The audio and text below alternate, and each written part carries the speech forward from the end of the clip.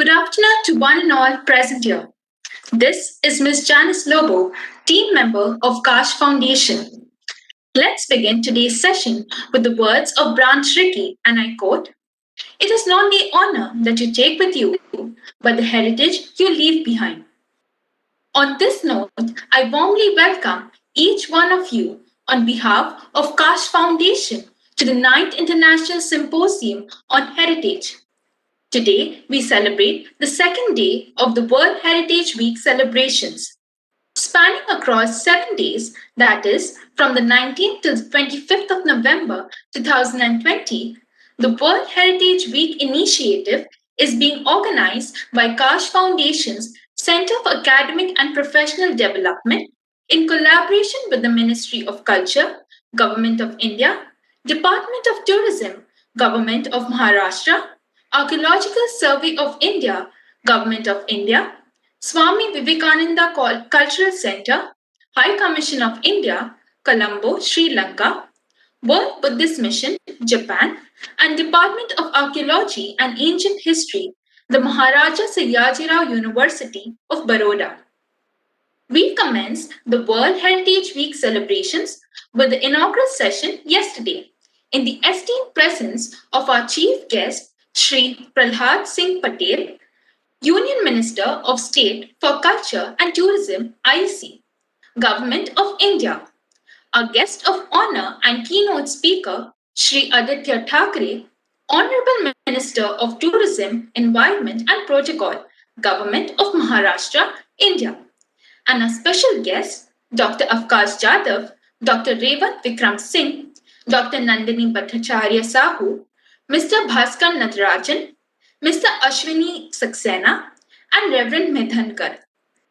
The inaugural session was live streamed on Kaash Foundation's YouTube channel for more than 2 hours.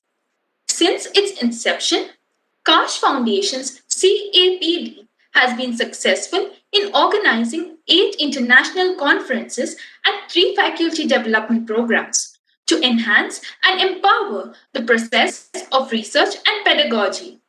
Apart from this, Kaash Foundation's Kaash Swasthya Manthan, under its health vertical, has organized 17 health webinars on the various topics of naturopathy, Ayurveda, immunity levels, and breastfeeding. Over the past 1 year, Kaash Foundation has reached newer heights with the constant support and cooperation of its members, collaborators, resource persons, participants, viewers, and well-wishers, which is exemplified in the huge numbers that Kaash Foundation has raked in. We have had over 7 international and national collaborations with a pan-India reach being 5 union territories and all the 28 states. In the number of events hosted by Kaash Foundation, we receive participants from over 370 plus universities, 120 plus institutes, 1,170 plus colleges, and 60 plus schools.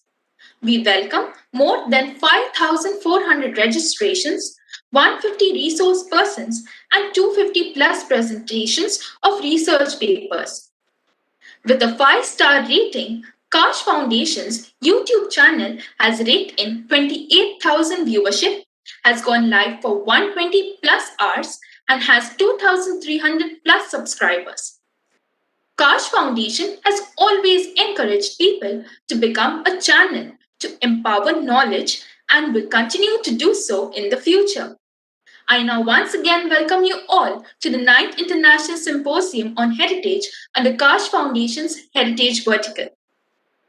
I would now like to take the privilege of inviting Dr. Kaash Jadhav, the founder trustee of Kaash Foundation and the director of Center for Academic and Professional Development, to kindly say a few words. Over to you, Dr. Kaash sir.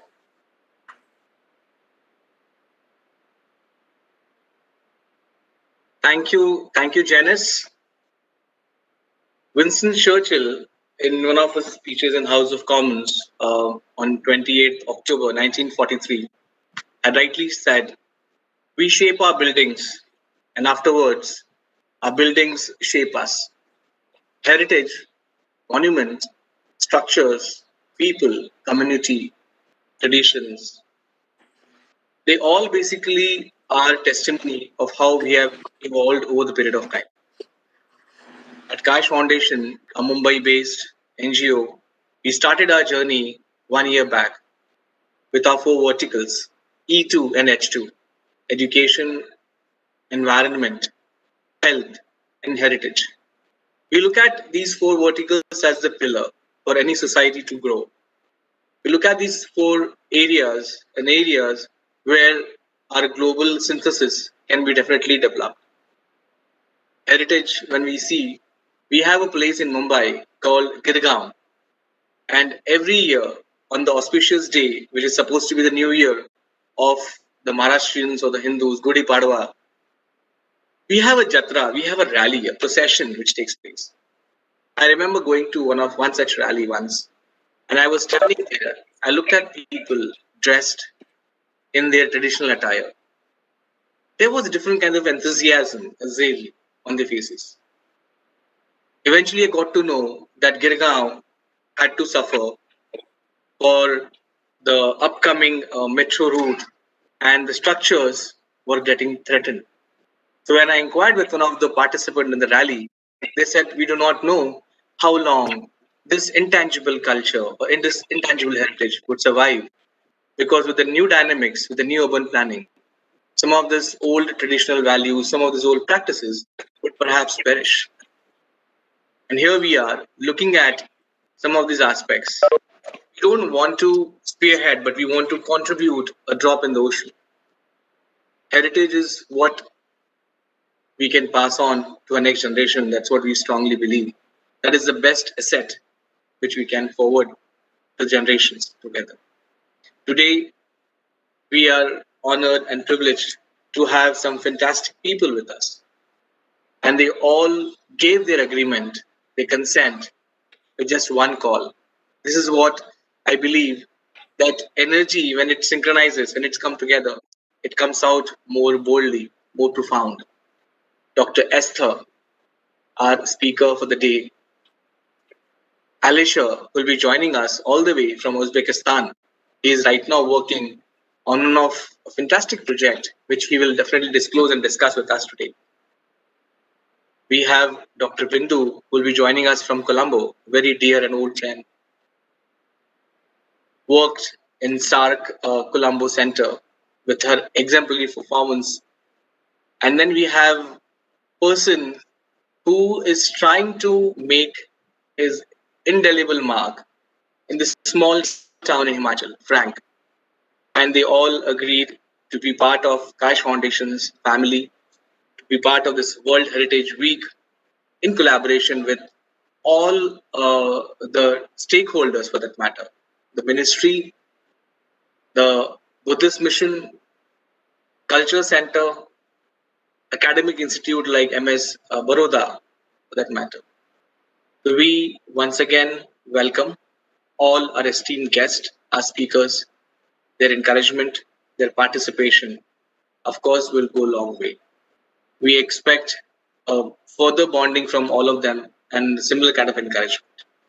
I welcome all of you for the second day of this World Heritage Week, which Kaash Foundation is celebrating along with the Ministry of Culture and Tourism, Government of India, Government of Maharashtra, Archaeological Survey of India, India Culture Center, Sri Lanka, MS University, Baroda, and World Buddhist Mission, Japan. Of course, we are also supported by the project which Frank is leading, Four Table Project, Athik and Nrityodaya. So we once again welcome you all. To all the viewers, kindly send us your feedback. We are going to forward the feedbacks to UNESCO as well as to the ministry, because they have requested us to send a proper report of whatever unfolds in the 7-day deliberations. Thank you very much. Over to you, Janice. Thank you, sir, for those wonderful insights. I would now like to take the opportunity to invite a moderator for the event, architect Mildred Chose. Joint Director of Heritage at Kaash Foundation and editorial board member of International Journal of Concerns, Complexities and Dialogues, to kindly take the proceedings ahead. Over to you, ma'am.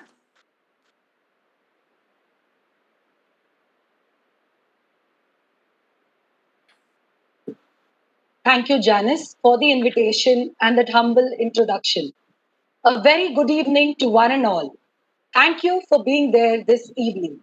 I, Architect Mildred Jose from the Kaash Foundation team, extend a very warm welcome to all the participants of the second day of the 9th International Symposium on Heritage of the World Heritage Week 2020. I would now like to introduce you with a brief lineup of the speakers for today. Dr. Esther Smith, the Director of Center for Historic Houses, Mr. Alisha Begmatao, philologist and historian from Kyoto University, Japan, Ms. Bindu Urugodavatte, former Deputy Director Research, SARC Cultural Center and Archaeology Council of Sri Lanka, Mr. Frank Schlisman, founder of the Four Tables Project, Himachal Pradesh, India.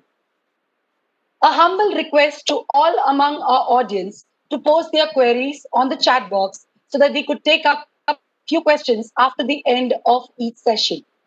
As I proceed further, I would like to begin this session with this quote by American author Steve Berry.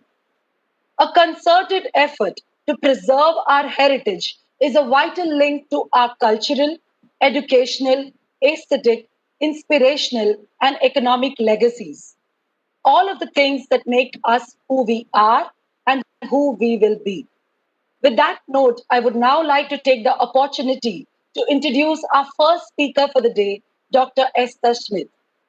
Dr. Schmidt is an associate professor of interior design, design history, and heritage studies and director of the Center for Historic Houses at OP Jindal Global University, India. A scholar and a practitioner, she is inspired by traditional design and the revitalization of historic principles of design in a contemporary setting. Her expertise is the research, design, development, and promotion of historic houses and palaces. In this capacity, she has developed designs for listed buildings, including UNESCO World Heritage Sites, and created innovative contemporary uses for historic buildings. Currently, she is working on revitalization projects in India in combination with capacity building and poverty alleviation. With that elaborate description, I request your full attention and help me welcome our first speaker for the day, Dr. Esther Smith, who will be speaking on heritage, past and future, historic houses, and the digital turn. Over to you, Dr. Esther. Ma'am, please come on board. Good afternoon. Thank you very much for your kind introduction. Thank you very much also for your invitation. You put together such an exciting program. And of course, the Center for Historic Houses at Jindal University is delighted to participate in this event. Let me just share my screen for my presentation, just a few minutes. And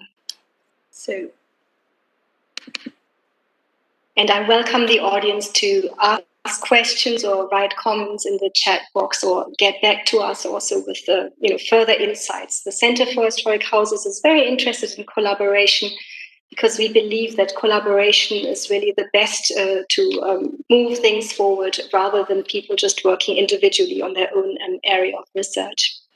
The topic I've chosen for today, heritage, past and future, historic houses and the digital turn. I'd like to talk a little bit about what I mean by historic houses, what I mean by the digital turn, and also about our experience at the Center for Historic Houses during the pandemic.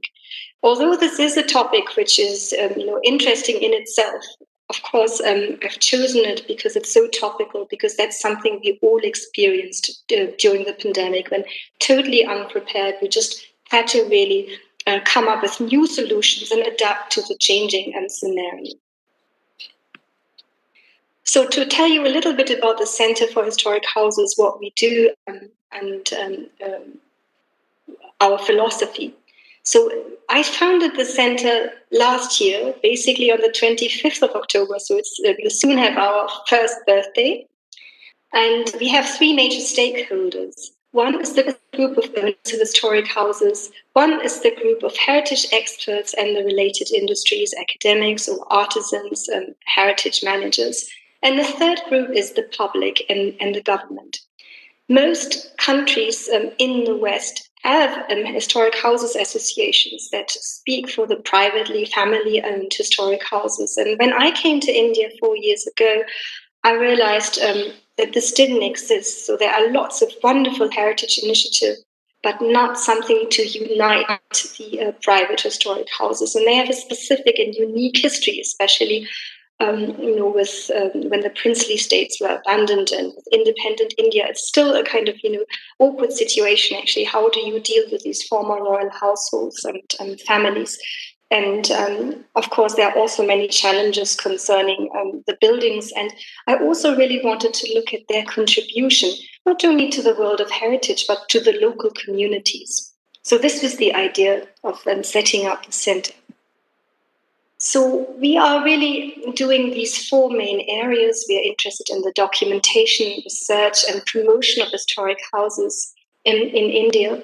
We work together with different scholars because heritage is an interdisciplinary field, and we are very lucky at the university that we have different schools, such as the law school, the business school, the art and architecture school, of course, where the center is located, and the journalism school and the school for liberal arts and humanities.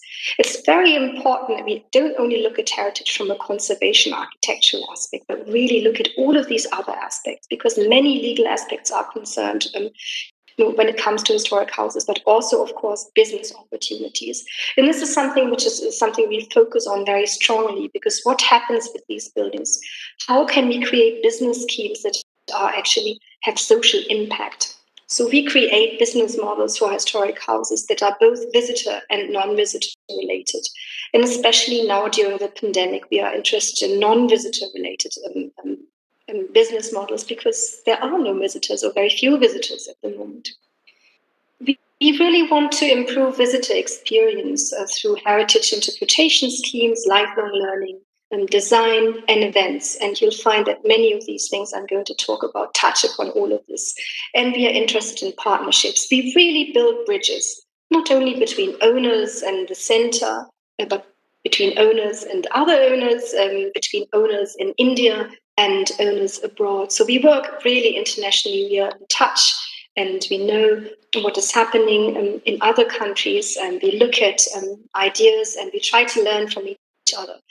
I'm really pleased that several other historic houses associations from Europe have contacted us because they're interested in the kind of work we do. So it's really something that works both ways. We listen to others, but they also want to see and are curious about what is happening in India. And this is the kind of thing that I find is really very important for the heritage sector, to really understand heritage as something global. We look at something locally, but we have the overall kind of global view.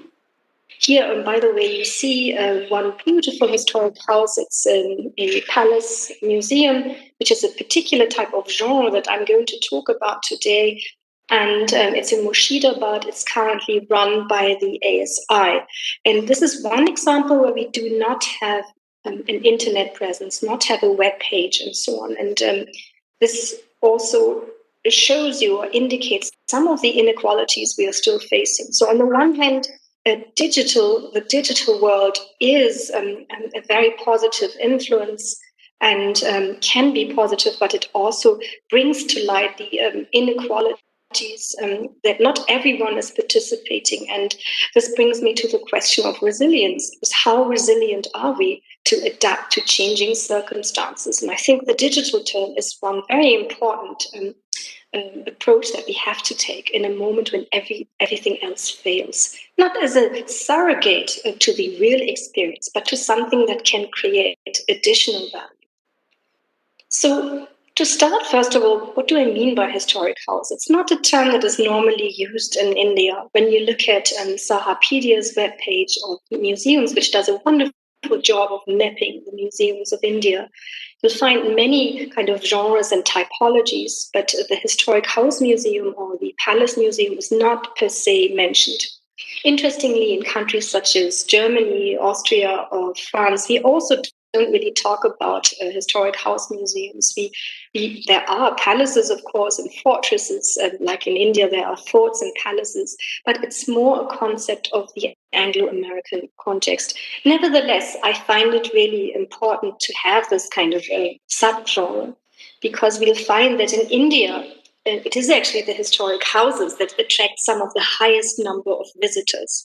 So we have some forts such as Mehranga Fort, which is absolutely brilliant in the way it is managed. It has more than 1 million visitors. I think before the pandemic, they had 1,200,000 visitors, which is a brilliant number.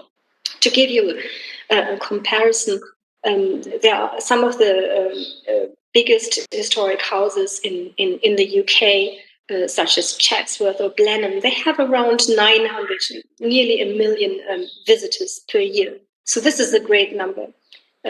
So we have these privately owned forts, sometimes turned into museum trusts, such as Mehranga Fort or Amer Fort. We have government-owned forts that are older, such as the Red Fort in New Delhi and Agra that you all know. We also have the family-owned palace museums. And so sometimes we have a historic house and one part of the house is dedicated, or it has a designated gallery space. So somehow the idea of palace museum often doesn't include everything, but is particularly designated as the kind of gallery space. But we also have historic houses with period rooms, and I'm going to show you some images of this later. And we have the government-owned palace museum, such as Hasadwari, which is huge. I think it has more than 20 galleries, but sadly, no digital strategy at the moment. And of course, during the lockdown, it is these digital strategies that are able to bring the context, the culture, the historic house into our living room. But of course, here we should really know that it's not everyone has access to these digital tools and doesn't have proper Wi-Fi, doesn't have laptop, computer, etc. Then we have artists and writers' house, such as the Tagore House, for example, or people of national importance, such as the Gandhi House or the Nehru House in Delhi. And of course, the most famous one of all is Rashtrapati Bhavan, which is both a museum and it's used, of course, by him, lived in by the president, but you can also visit it and actually go through the rooms and have a feel for this architecture and the importance and significance of this building.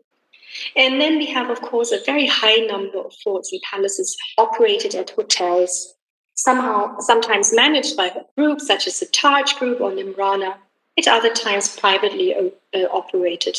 And many of the royal families, or erstwhile royal families to be precise, they might run their palace as a hotel, but they're still engaged in kind of various heritage initiatives, including digital initiatives during the lockdown, such as Neelambagh Palace in Bhavnagar, where the young princess is very involved in various heritage initiatives and has short videos of various heritage structures and so forth. So I wanted to give you just an overview of how serious the situation is during the pandemic. This is an important report by UNESCO, published in May 2020. So more than 800 responses to COVID-19.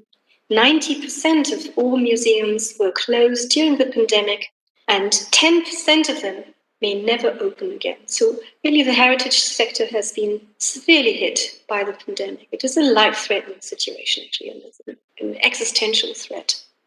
But it also brought to light the digital divide. Only 5% of museums in Africa, for example, have been able to provide content. Almost half of the world's population has no access to the internet. So you really see that the most active institutions and museums with a digital turn during the pandemic came from the West. Non-Western historic houses and museums didn't do as much. So we have about 95,000 museums in the world. 60% more than in 2012. So there is an increased interest also in establishing museums and collections.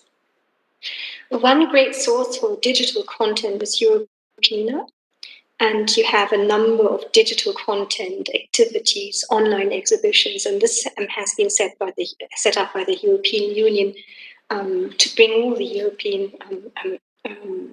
museums together and showcase, make their content accessible. It's a fantastic tool to use for learning, information, and also for scholars for research. So I use it a lot for my own research and work. And it's really inspiring. And sometimes there is also the link to India. There is an Indian initiative, which I would like to mention. I'll come back to it later. Heritage Lab, set up by Madhavi Gandhi. And she also spent some time with Europeana and brought some of these ideas back, and also shared her ideas with Europeana. So this is the kind of wonderful international collaboration that the digital world can also provide.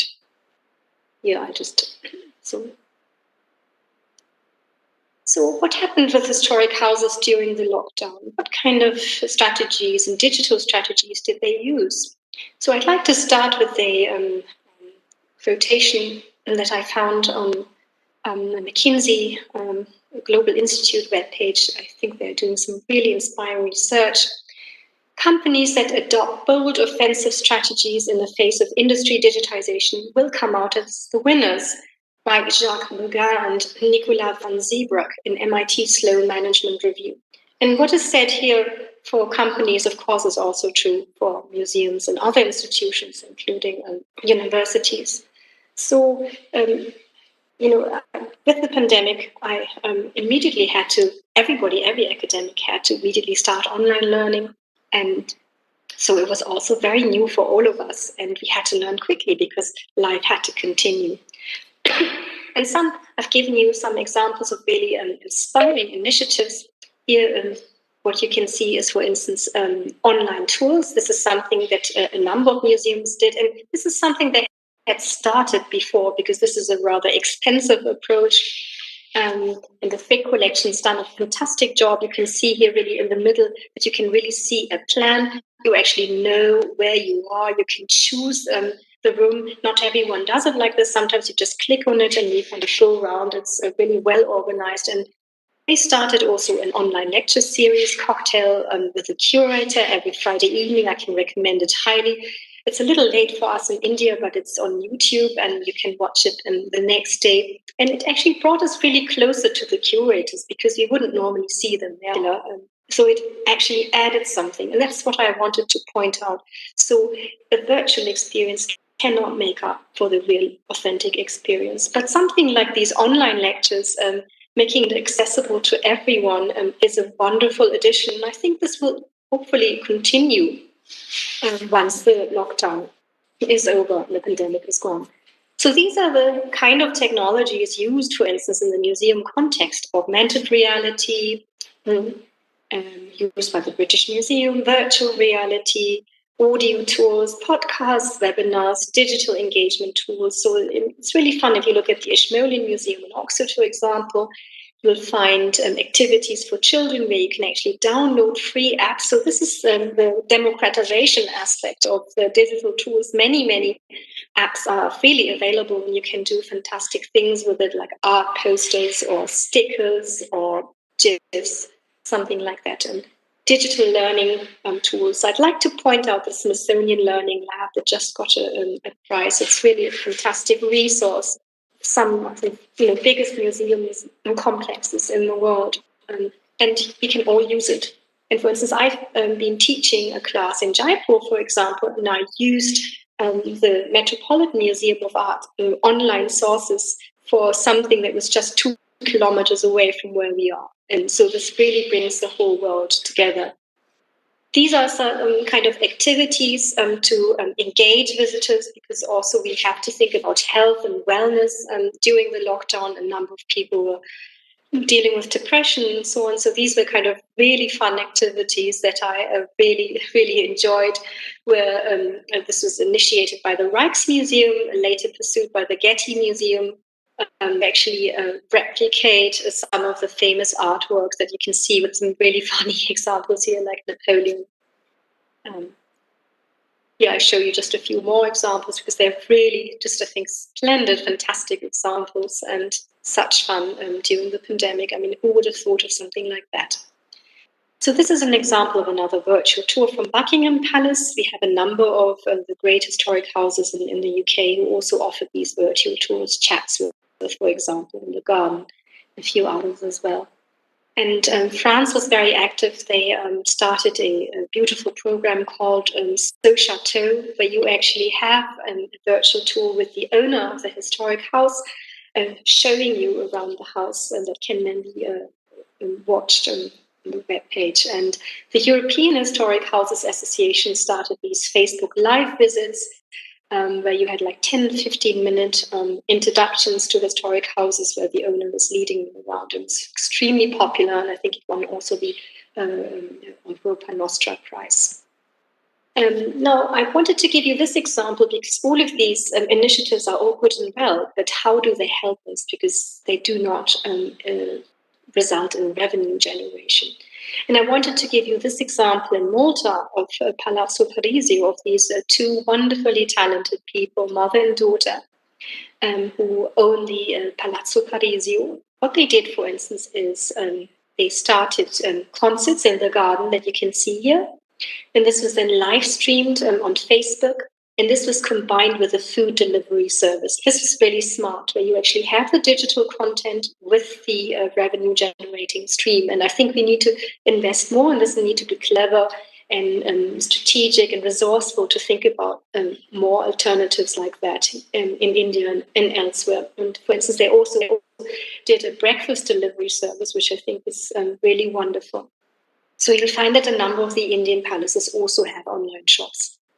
And I want to start here with a fantastic example, really one of the best examples in India, Miranga Fort, which was started in 1972 by the Maharaja of Jodhpur. It has a very comprehensive research program, conservation schemes, collaborations with leading institutions in the world.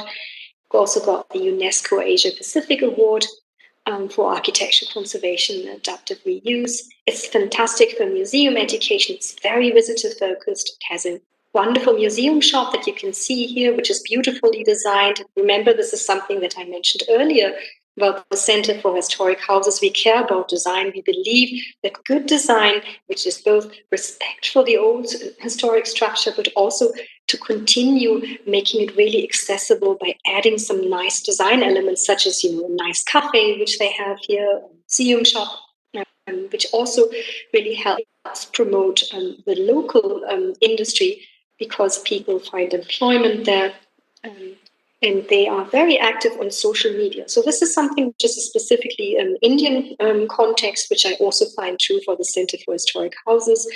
We are very active on Facebook, and this really unites most of the people who love what we do, owners of historic houses or heritage experts and enthusiasts. So rather than doing this on the web page, Maranga Ford is using the Facebook page and also sharing short videos and such.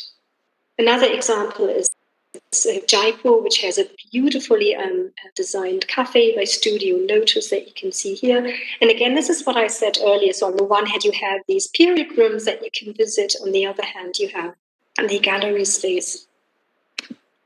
And here they started a number of initiatives. One is the online shop at the Palace Atelier.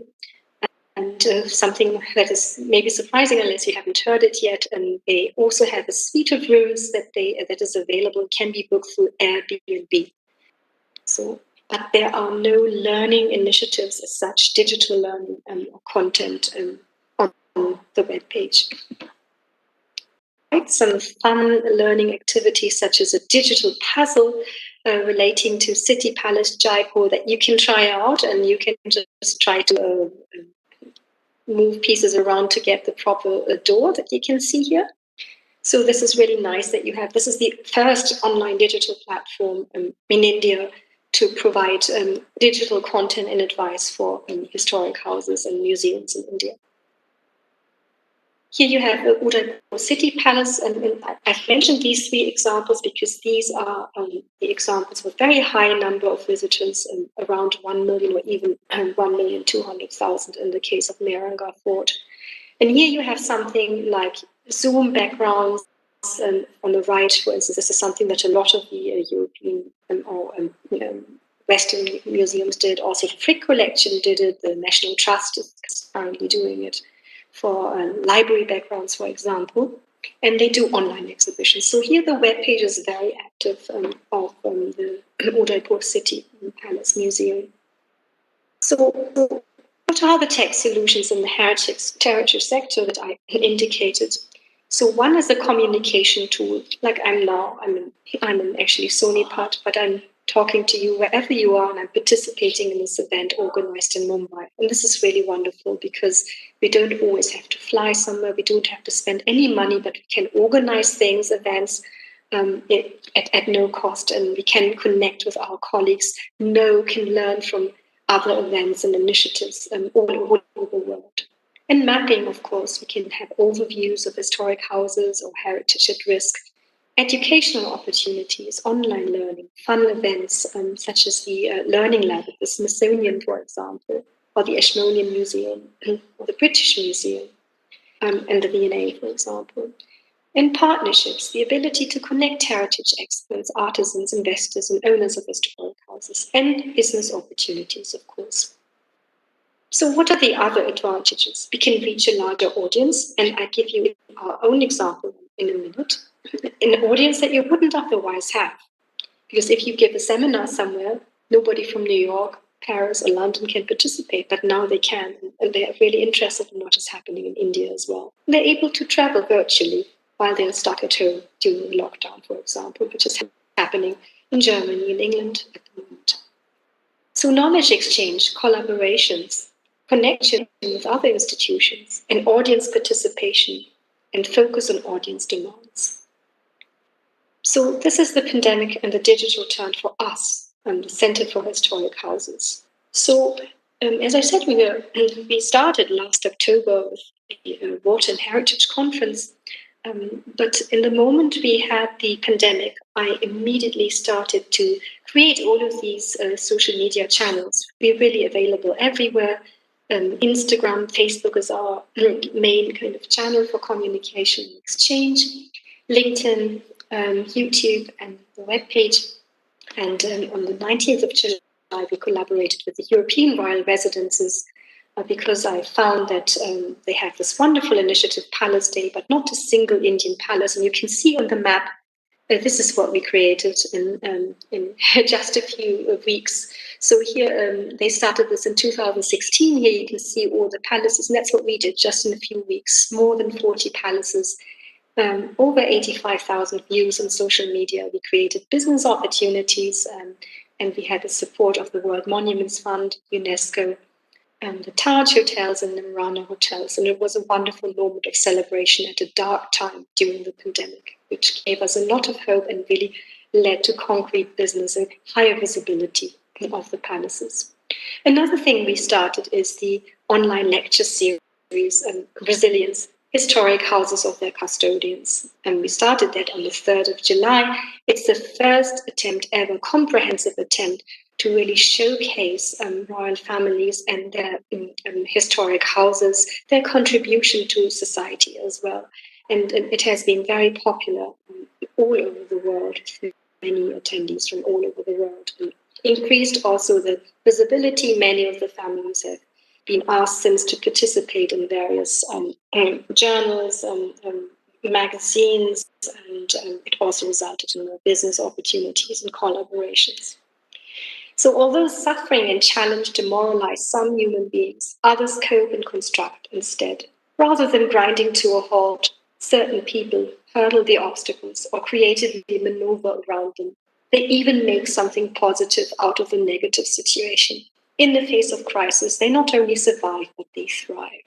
It was so important for me to accentuate the resilience aspect because these historic houses have survived extreme climates, wars, conquests, and all sorts of difficulties, just like we are kind of asked to be resilient in the face of this terrible pandemic. And here you can see just some of the examples that may be unexpected. So it's not only about heritage buildings, but it's living heritage, it's living culture of India, from breeding indigenous animals such as the Mavari horses, having a farrier school, the only one in Asia, for instance, or seeing such a ruin, and then what Amarnath and Nimrana did, bringing it back to life like this, where really nobody wanted to touch it before. Or here, Princess Brijeshwari, who started so many fantastic heritage initiatives in Gujarat. And it also resulted in something else which really moved me. So we had young people in their 20s who are brilliant heritage managers and heritage experts, but we also had someone like Princess Harshit Kumar from Jamnagar, who's over 84, never touched a computer in her life, and she participated and she connected with other people. And this is the Indian diaspora. Also, other families all over the world were able to reconnect with their families, with their stories, with their history and the culture of India. And something that was very nice is this is Francesca Cartier. The Cartier family was very closely friends with the Jamsa in Jamnagar, and this is the nanny of the princess. And actually, because we were in touch, Francesca showed me this picture, and the princess saw us after many decades, which was lovely. And I had revealed this kind of during the lecture. So this is a nice aspect of the digital world, to bring people together, to create a community. So we had a number of curators from the V&A, the Frick Collection, the Freer Gallery at the Smithsonian, the Brooklyn Museum of Art, design professionals, academics, owners of historic houses, CEOs, tourism professionals, journalists, or just heritage experts. Other impacts were that we gained new insights. Lots of learning was happening. Increased visibility of the historic houses. And several of these have been featured now. And we've become well known in the heritage sector. And we are doing some projects, such as we're establishing a museum now for one of the museums. And it really, we care about international collaborations, and the digital medium is a wonderful opportunity. For instance, here, dealing with a not so nice aspect of history. This is actually an opium storage place, but a beautiful historic building. And we are established by the Dutch.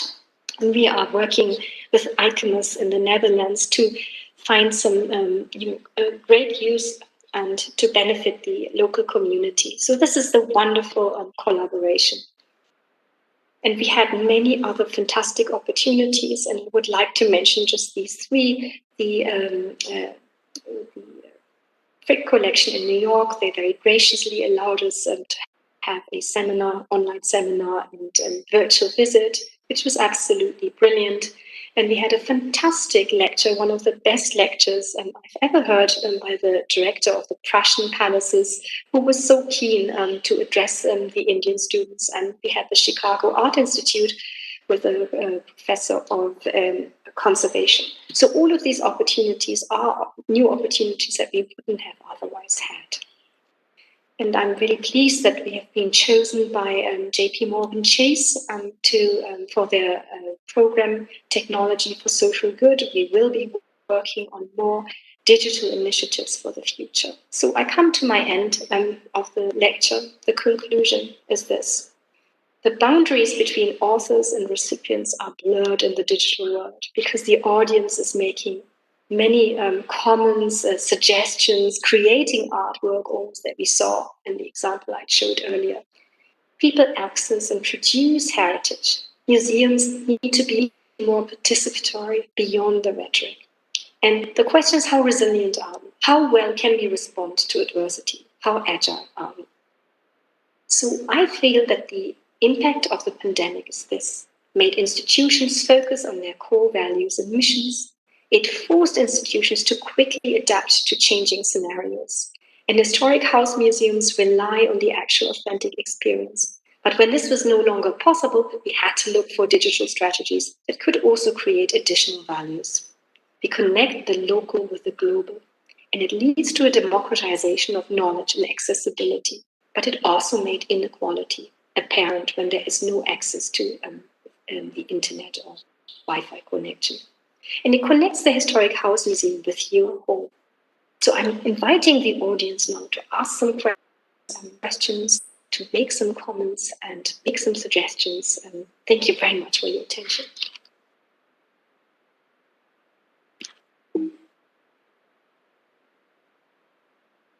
Thank you. Thank you so much, ma'am, for that insightful session. I see there are questions not yet coming from the audience. In the meanwhile, I'll take up some questions from my end, ma'am. My first question to you is, ma'am, what is your take on resilience for heritage? Because you mentioned resilience and sustainability as an important factor for heritage. So, why cultural heritage matters for urban resilience? Could you please elaborate on this? Why is resilience important? Well, in general, of course, we have to adapt to a changing scenario. A historic house is changing over time. The function may change over time. The people are changing over time. And our needs are changing over time. So if we want them not only as kind of, remnants of the past that are dead, we need to fill them with life again. And we also have new insights now, from as far as technology is concerned, building science, or other things. Even the negative aspects of heritage tourism. Like think of Venice only. When buildings are actually put into danger by so many visitors. So this is something we need to address. So this is something that is continuously changing. So on the one hand, we look back, we have respect for the past and value what is there, but we also need to make it real. We need to create value for people all the time. Correct, ma'am. Yes. My second question to you is, considering history is all about experiences based on touch and feel to kind of get well versed with the experience of a place, what are the challenges you faced while connecting to your audience via digital or virtual technologies? Yes, of course. I mean, as I said earlier, I don't think that the virtual experience or the digital experience is a substitute for the real experience. We shouldn't really see it as such, but it's something that will actually continue, is my firm belief, because we all, I think, are realizing, how convenient it is. Like now, like we are talking, and we don't need to spend any money, and we can participate in this. We can learn so much more. This is something that will last. The actual experience, even if you go to a conference, of course, it's wonderful. You hear this talk, but if I were in Mumbai, we would probably go somewhere to eat something, or so we would have a chat. We would talk about something not related to heritage, and these things are kind of missing, and so on. So we just do the best we can, and I think by focusing on this, if we like someone's argument, if we like someone's presentation, even if we don't know the person well, I think we can be more experimental. We can trust the other person more. We can take this risk of collaborating, even if we don't know someone so well. I think this is possible, but it should not substitute it cannot substitute the real experience. Okay. Considering that reply, ma'am, I would like to also ask you a question. The presentation you kind of just now showed the audience was all about strategies that you and your team kind of adopted for this particular pandemic situation. So, considering the strategies that could be kind of taken up post the pandemic, what kind of strategies could be adopted as a resilience strategy post the pandemic, ma'am?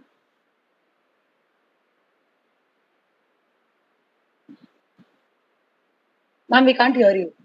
Lost you. Someone muted me, I think. No, it's okay. Yes. Yeah. Now, imagine I would organize a seminar at Jindal University. I would have maybe 20, 30 people in the room. But it's so much nicer if I can actually talk to the whole world, and if I can speak, if I have the chance to speak to a curator at the Smithsonian. I mean, that's a wonderful opportunity with this experience, and there can be new collaborations. So I think we'll all probably continue some of these online talks rather than the concrete talks in a seminar room. I think everybody kind of is happy to have a larger audience. In fact, we've seen some museums also, they had more visitors than ever before. They had more people to participate. So I think we need to get away from the older form of measuring success, like visitor numbers would be the old way of measuring success. Now we have other ways of measuring success in a way by attracting more new audiences and being much more international. And I think especially for India, this is really fantastic because the museum sector is very advanced in wonderful institutions like the V&A and the Metropolitan Museum of Art. And they are interested, of course, in our historic houses and in our art. So it's lovely. And I think also, especially now, we are having a very kind of polarizing conversation in the UK, for example, as far as the colonial history is concerned. And I really think it would be very nice for these former colonizing countries to collaborate with India, to share knowledge and so on. This would be a very positive development. So on the one hand, we have this negative past, but I think we can move forward together, but it should be an exchange. And I think we need more like that, more opportunities. Yes. Ma'am, my last question to you is development goal speaks about heritage or probably places as a universal approach for all types of user groups, right?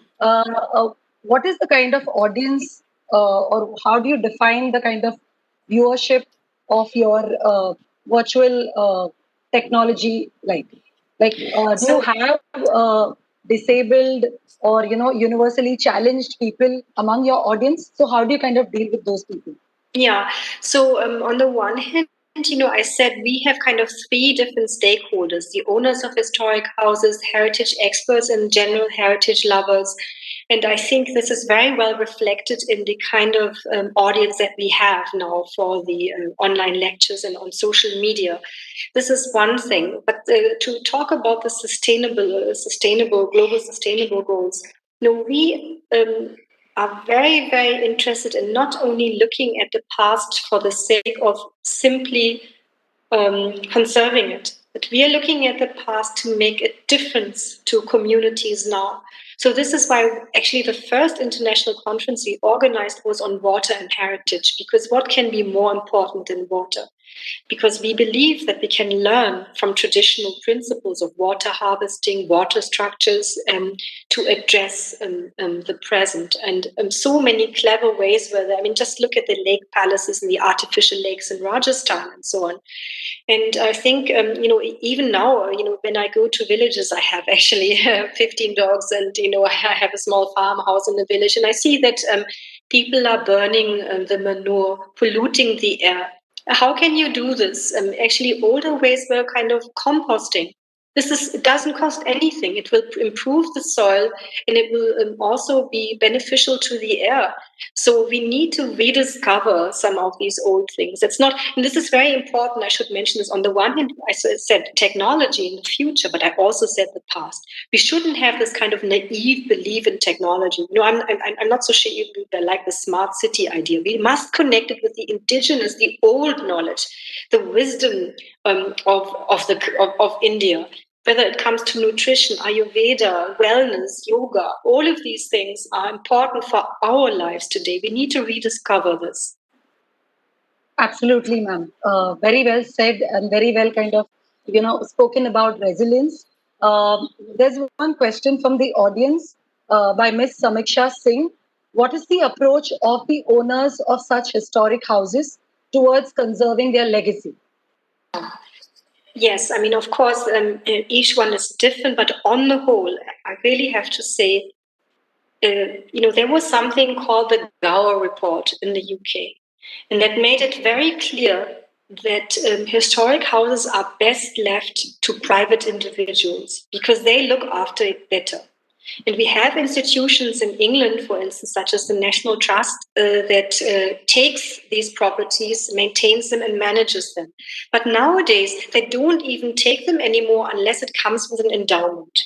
Here, if we look at the princely, the transition from princely India to independent India, a lot of the historic properties were kind of taken over by the government. But I think we all see now it's too expensive to maintain them. It's actually not a good gift.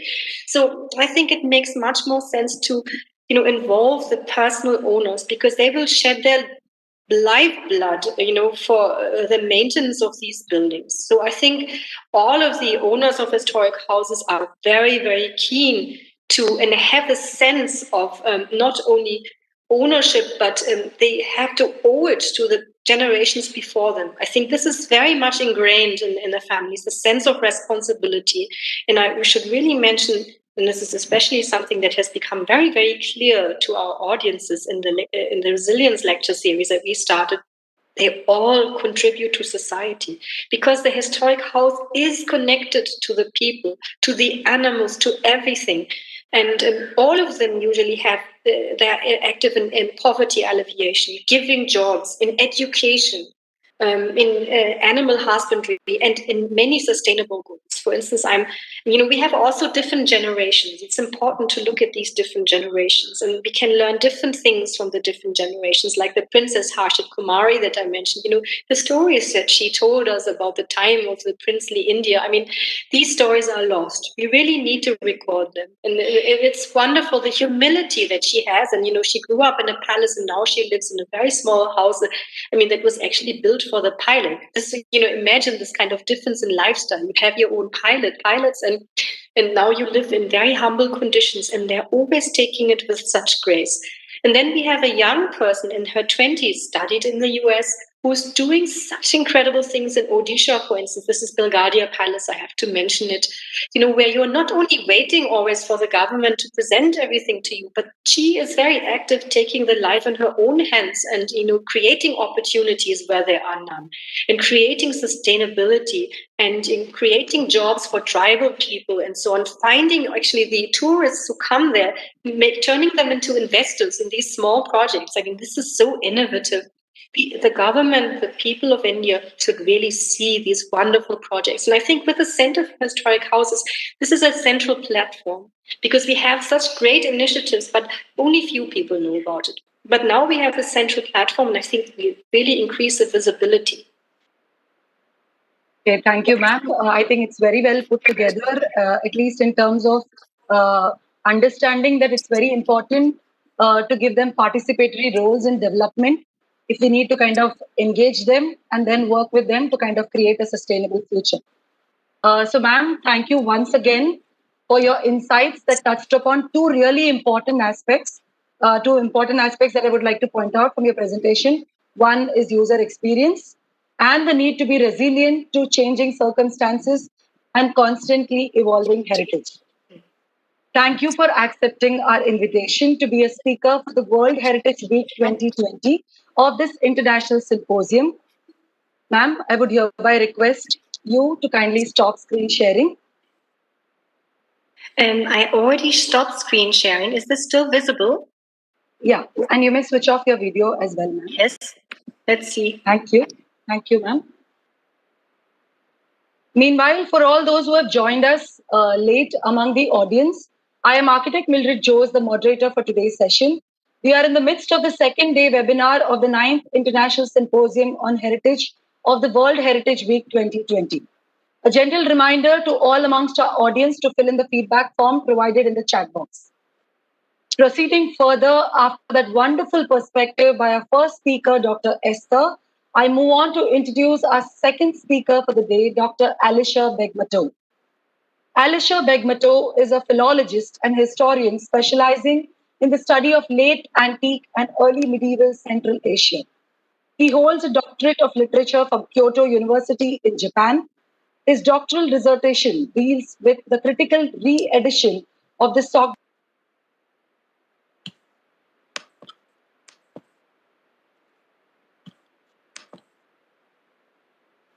This joint expedition has been excavating Kafir Kala, an archaeological site located near Samarkand city, Uzbekistan. The artifacts discovered from the pre-Islamic layers of this site demonstrate highly complex cross-cultural aspects of late antique and early medieval Central Eurasia, including northern India. Currently, he is a research associate at the Berlin Brandenburg Academy of Sciences and Humanities. With that description, I request your attention and help me welcome our second speaker for the day, Dr. Alisha Begmato, who will be sharing his expert opinion on the topic cross-cultural connections between northern India and Sogdiana as reflected in the artifacts unearthed from Kafir Kala in Samarkand. Over to you, Dr. Alisha. Sir, please come on board. Thank you very much for your kind introduction, and thank you very much for giving me such a nice opportunity to share my research. As has kindly pointed out by architect Jose, I deal with the Sogdian philology and history, as well as I'm engaged in archaeology in Sogdiana. So before I start my presentation, I would like to briefly introduce you to the Sogdians and their language. The Sogdians are known to have been long-distance traders along the so-called Silk Road. They created their own trade network, which enabled them to play a crucial role on this network, on Silk Road. So they not only traded along the Silk Road, but they also played a very important role to transmit ideas, thoughts, religions, and cultures, including both tangible and intangible. So their language was once lingua franca in the Central Eurasia, which affected on other languages, and their writing system as well affected on other writing systems, and they helped to develop other writing systems such as Uyghur and later Mongolian and Manchu. So today I would like to talk about... Sir, I'm sorry hello? to interrupt you. Sir, there is a little technical problem. Your PPT is not seen in the full screen. So could you please unshare and share your screen again? Thank you. Yeah.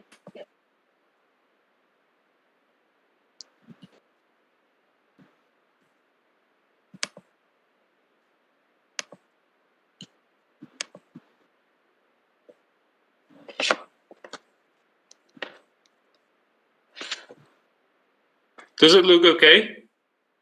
Can you see it now? You should go to slideshow. Yes, sir. This is better. Yeah. Okay. Thank you very much. So this time I would like to focus on the artifacts unearthed from Kafir Kala, as they show complex cultural features along Eurasia, including other regional art traditions, as well as Indian. These, among these, particularly noteworthy are the clay ceilings and wooden carvings, which I'll be focusing in my slides. So before, I would like to briefly talk about Kafir Kala itself. Kafir Kala is an archaeological site located about 12 kilometers of southeast Samarkand, southeast of Samarkand. Here you see it's highlighted in red. This is the Zarafshan Valley, where Sogdians, where it was the homeland of the Sogdians. And here's Samarkand, here's Kafir Kala. But here, as you see, Sogdiana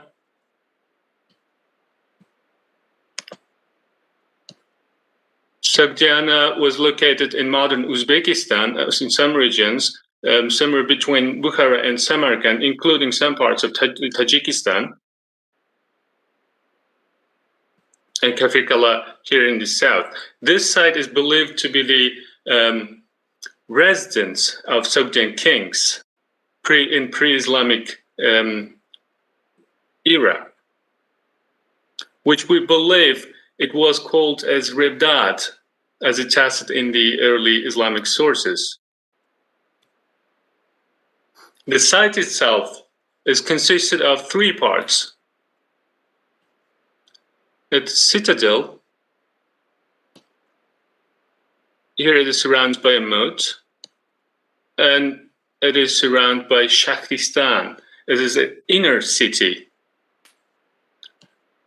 And the third part, as we believe, is Rabat. It's the outer city.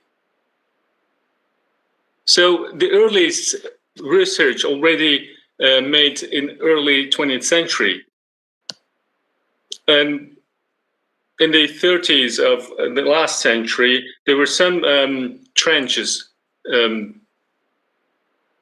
launched in the Shahristan areas and outside of Shahristan.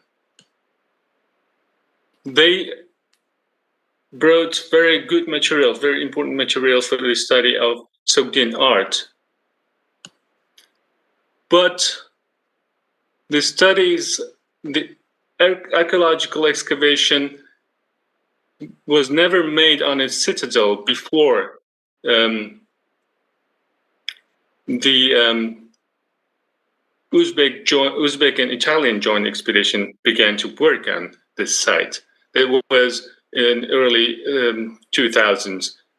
At 2001, they began to work on citadel, which they launched first trenches just in the south part of the citadel, and they discovered that there was a certain layer where an enormous fire had occurred. Now, I will refer to this layer as a fire layer or burned layer. Since 2013, the Uzbek-Japanese joint expedition has been following the previous expedition. And this expedition also focused on citadel, and it's almost completely excavated to the level of burnt layer of the citadel. As you see, citadel is very well protected. It has 3 towers from the south, and perhaps 3 more from the south, and it can be accessed from the southern direction via a hanging bridge from this central southern tower. It is a rectangular, square, about 60 to 60 meters and about 20 meters high. So it's a quite lofty citadel. So the last season, which was in 2019, we were able to excavate almost all of the citadel to the level of burnt layer. As a result, we found out an overarching structure of the citadel around beginning of the 8th century. From this layer, we've discovered many precious artifacts, including wooden boards and clay ceilings, which I'll be talking in this next slides. The area highlighted as A and B are the places where the ceilings were discovered. First group of ceilings were discovered during the Uzbek-Italian joint expedition, And the second group was discovered during the Uzbek-Japanese joint expedition. Here, the situation they were unearthed. The ceilings were scattered in and around this fireplace, which is suggesting that they were thrown into fire, perhaps on purpose. And this is the layer where there's some enormous remains of attacks. They were some beheaded skeletons, many burned wooden structures. So, in this room, right in the center, in the innermost center, called room numbered 1516, is where one of the most precious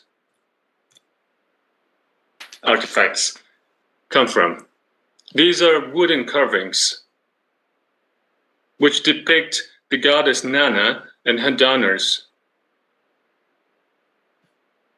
And we have some metal objects which also show very complex cultural features between southern region, southern Central Asia, and some steppe regions. These are the ceilings, which I mentioned earlier. These bear various art traditions. We can divide them into three groups. The ceilings which bear human and divine figures, and the ceilings which bear animal figures, including naturalistic and fantastic. This is here Griffon. You can see here a boar, and here you see many different human features. So the art traditions include some distant times from history, including Hellenistic deities and heroes. So I would like to start with Hellenistic deities. As you see here, we can easily distinguish Eros, who's offering diadem in his hands, and again another type of Eros, and this is Heracles. We can also see a Roman deity, Janus. As you, if you take a closer look, you can see faces, double faces. One is with a beard, the other one is without. Well, the upper part of the left side was not very well preserved, but you can see also an arch here, which is suggesting that it is perhaps Janus, who functions as the god of doorways. But in Sogdiana, it may have pointed to another divinity. And these kind of ceilings, which we have one of the most frequently discovered numbers, about 20 specimens, at least in two different types. Here on the left, and if you have a closer look, you will find out that one has a little broader, a larger face than the other one, and it has the so-called Sasanian style crown,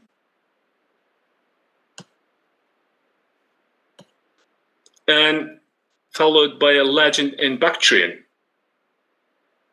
which I was able to read as Koshan Shah. and Bactrian.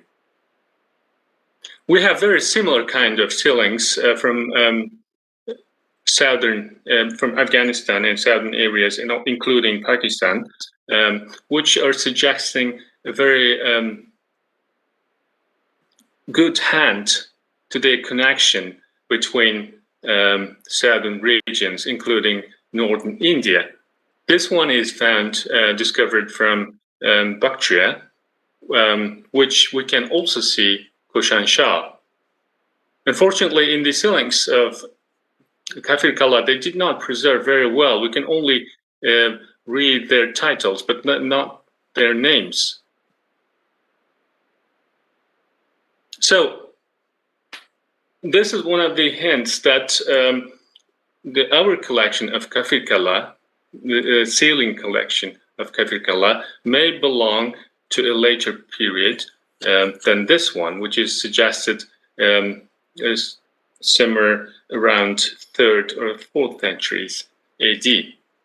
So this one is later than that. It's about 5th to 6th centuries AD. And we have also some nomadic features on the ceilings. You can see this horseman stabbing with his spear a recumbent man, which is reminiscent of Byzantine art. But the horseman has a very broad face, and he has hairs in long braids, which are very typical for nomads, such as perhaps Turks in this time. So the other one here, you see a figure in the center, female figure, most likely, seated on a throne, which is supported by double peacock. At first glance, it reminds of a Buddhist figure, but this legend, Sogdian legend, indicates that it belongs to a Turkic queen. So now this is a very peculiar ceiling, which is discovered only in one specimen. It is a male bust bearing 2 different animals on his shoulder. On his right shoulder, you can see a boar, the frontal part of boar. Its mouth is open with tongue sticking out. And on his left side, you can see a lion with a mane here. Yeah, and it is decorated with a triple crescent crown. His face is oval, eyes wide open, with large nose tips and lips. He has a single strand of pearl necklace with a large ornament up upon his chest.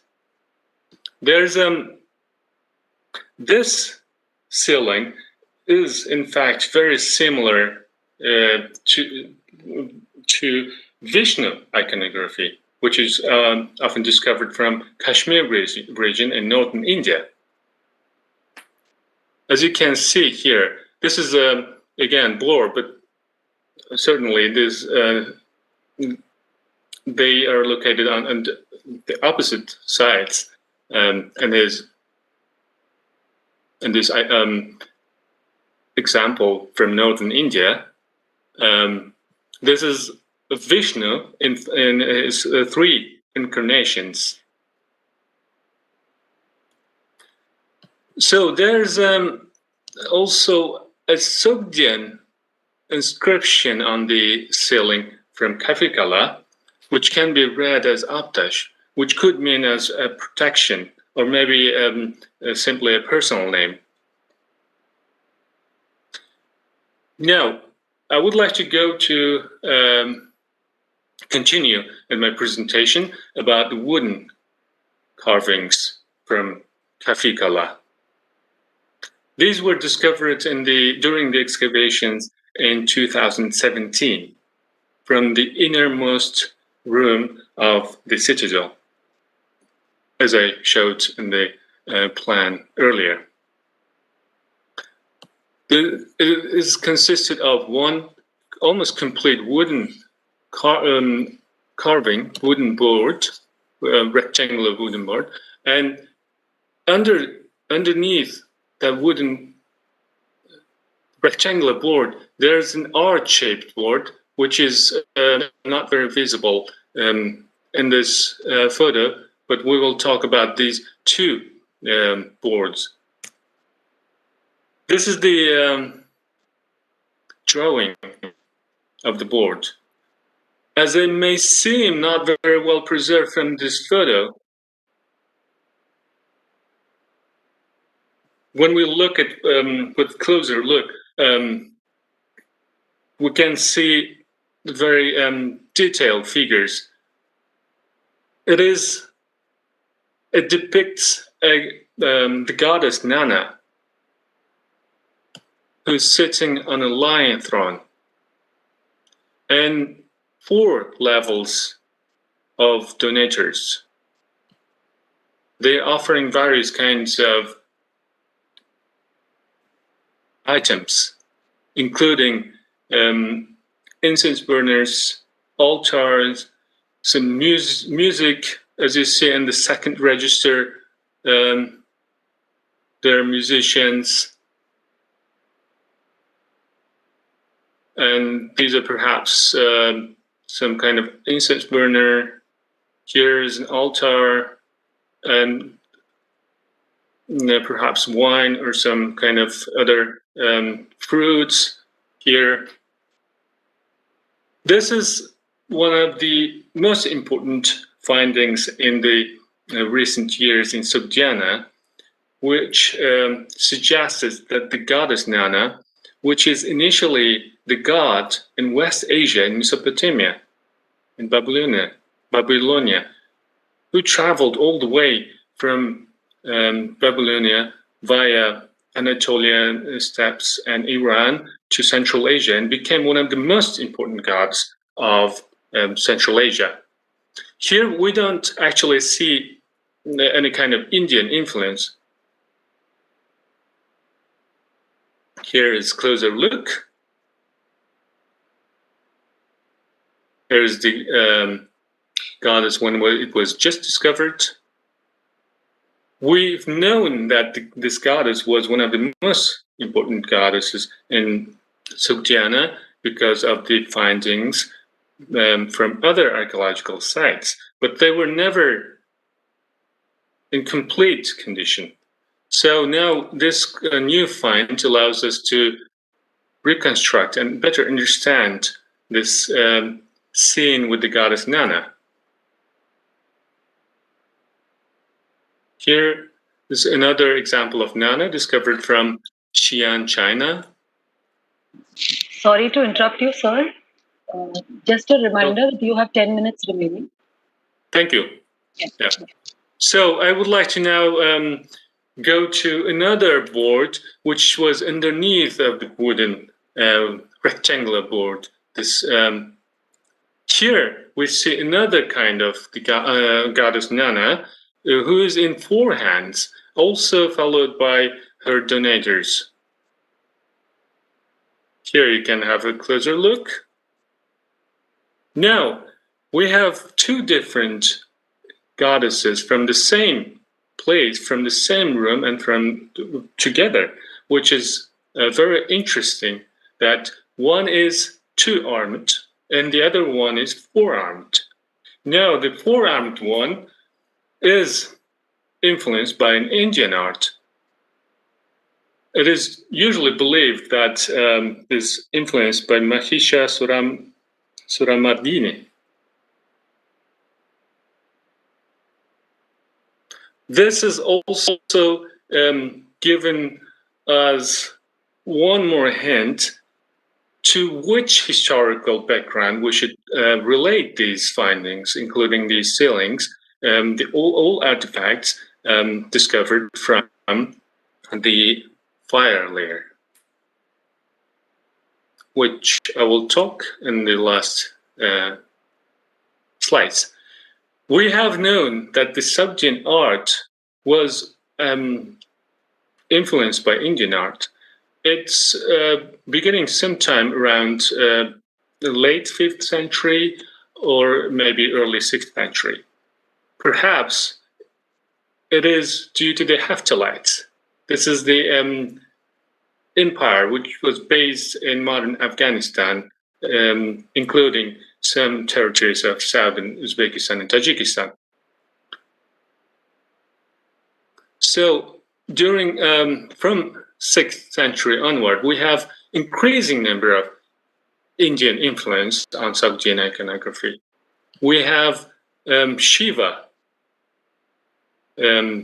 examples of Shiva which actually demonstrate, point to a local Sogdian divinity called Vishvarkar.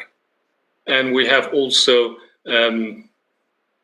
examples of iconography, Sogdian gods, which were influenced by the iconography of Indra.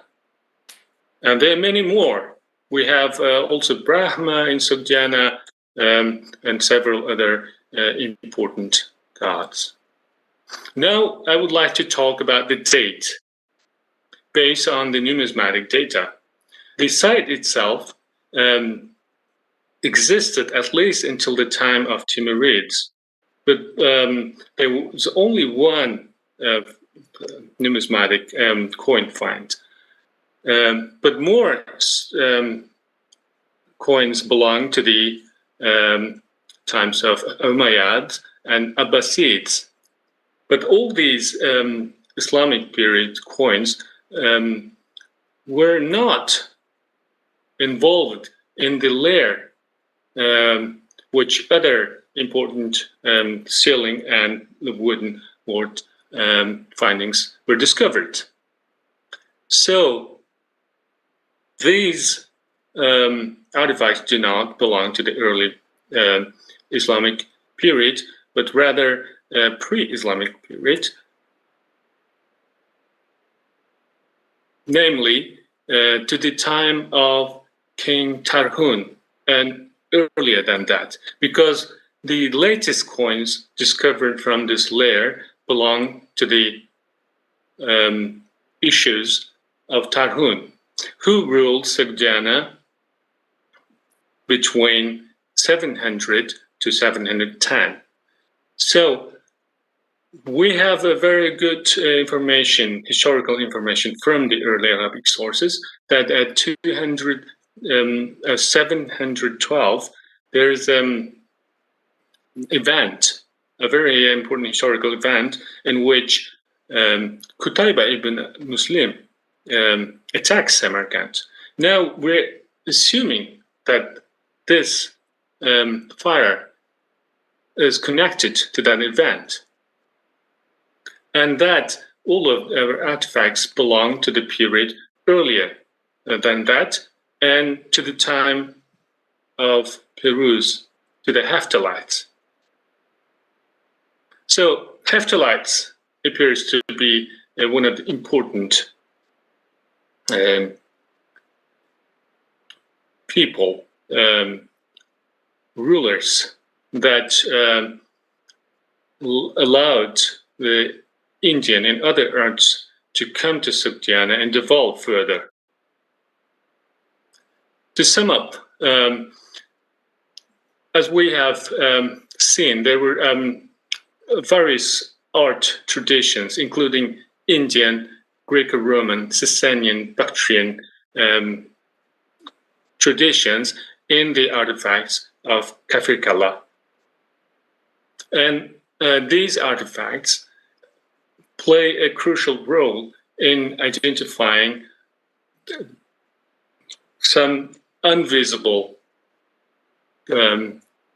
features of history of pre-Islamic Central Asia. Thank you very much.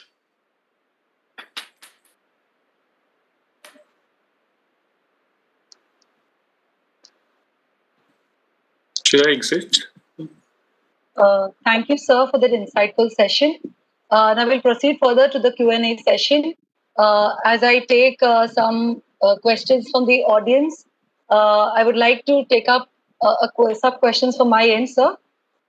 Considering the details of your presentation, it would be interesting for us among the audience to know what is the time frame for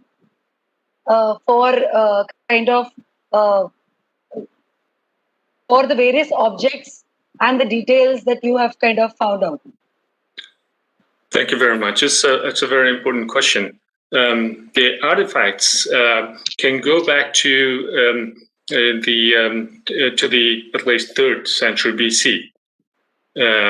At least their iconography, its iconography is suggesting these Hellenistic ones, but they were used and reused in later periods, including in early medieval times. Well, the Kafirkala ones, I believe they belong to the 5th, between at least late 5th to early 8th century. Okay. And this is the time where we're seeing increasing influence from Indian art.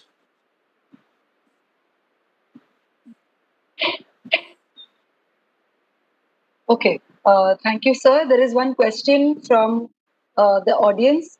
Like the sites of Harappa and Mohenjo-daro, which have a position on the global map, is the government of Uzbekistan undertaking any such initiatives to reach out to institutions like the UNESCO or the International Council of Monuments and Sites to leverage Kafir Kala on a world map?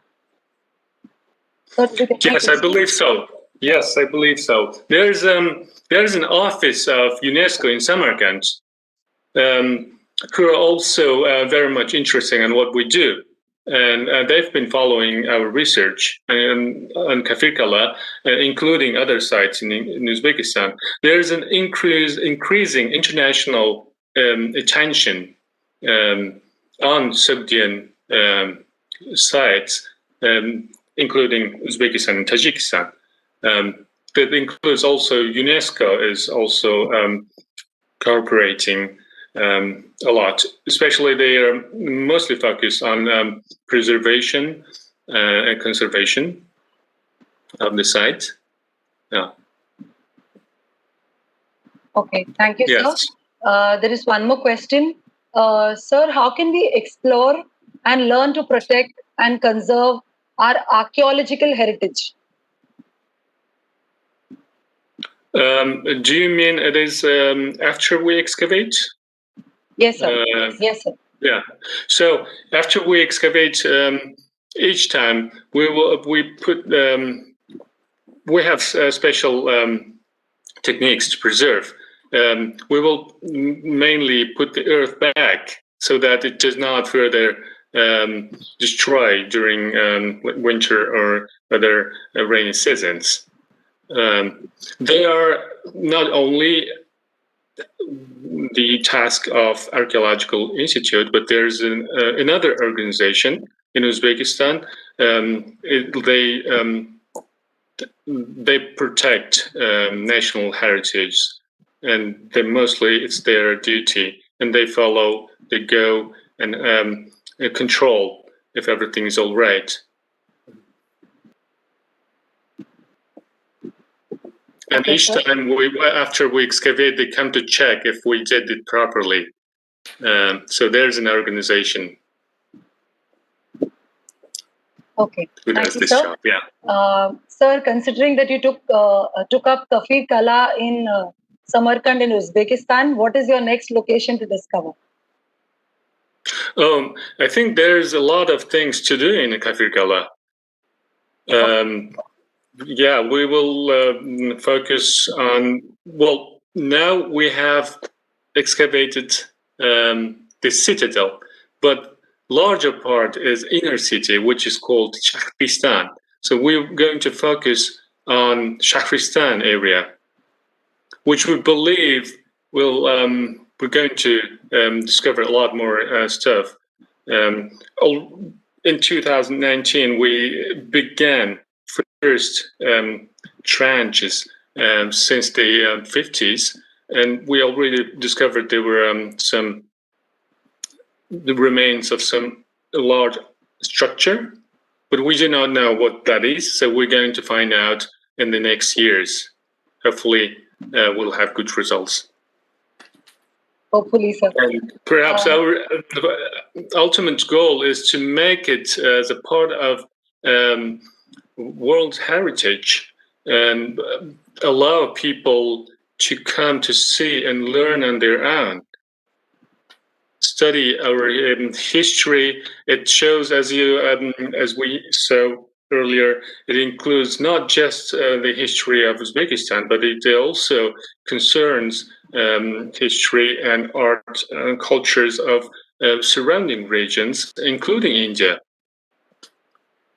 So we will need to work on together in future and find out together. Yes, sir. So there's one question from Mr. Pratap Chandran among the audience. The seals and ceilings found in the fireplace, can it be possible that it was a seal making area? Were they used where they used the furnace for firing the terracotta? So should I repeat the question? Yes, I think that's a very interesting question. I think that's not the site where they made ceilings. They were sent to this site from various regions, from different kinds of kings. Well, what we saw earlier, one was very similar to the ones from northern India and Bactria. Maybe it was sent from the southern regions to Samarkand, along with letter it was attached to. I believe those ceilings were mostly attached to some kind of documents or letters. Some of them may be some kind of commodities. So those were sent to that site where the king was sitting in there. It was the residence of a Sogdian king. So most likely the letters or other commodities were sent to that. Okay, sir. Sir, there's this last question from Miss Bindu. The goddess Nana you showed, was it from Panzi Kent? Oh, yes, there were some Panjikant examples. I showed today. What I showed was from Kafirkala, the new ones are from Kafirkala, the complete ones actually.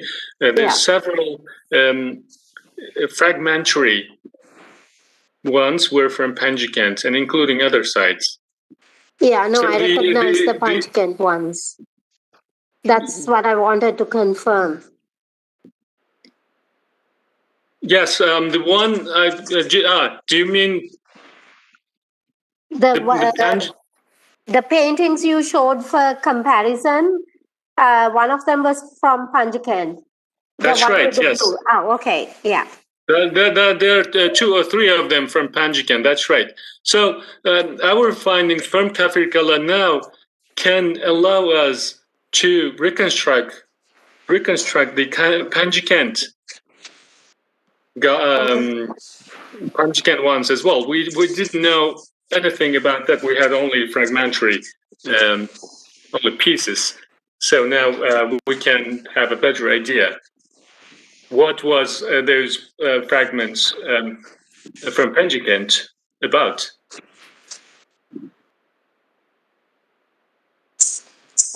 Thank you, sir. It was indeed very interesting presentation. Thank you once again for running us through an intricate understanding of archaeological evidences and for your insights on various cross-cultural connections of our heritage across the world. Thank you for accepting our invitation to be a speaker for the World Heritage Week 2020 of this international symposium. I will humbly request you to stop screen sharing and switch off your video, sir. Thank you very much. Thank you. For all those who have joined us late among our audience, I'm Architect Mildred Jose, the moderator for today's session.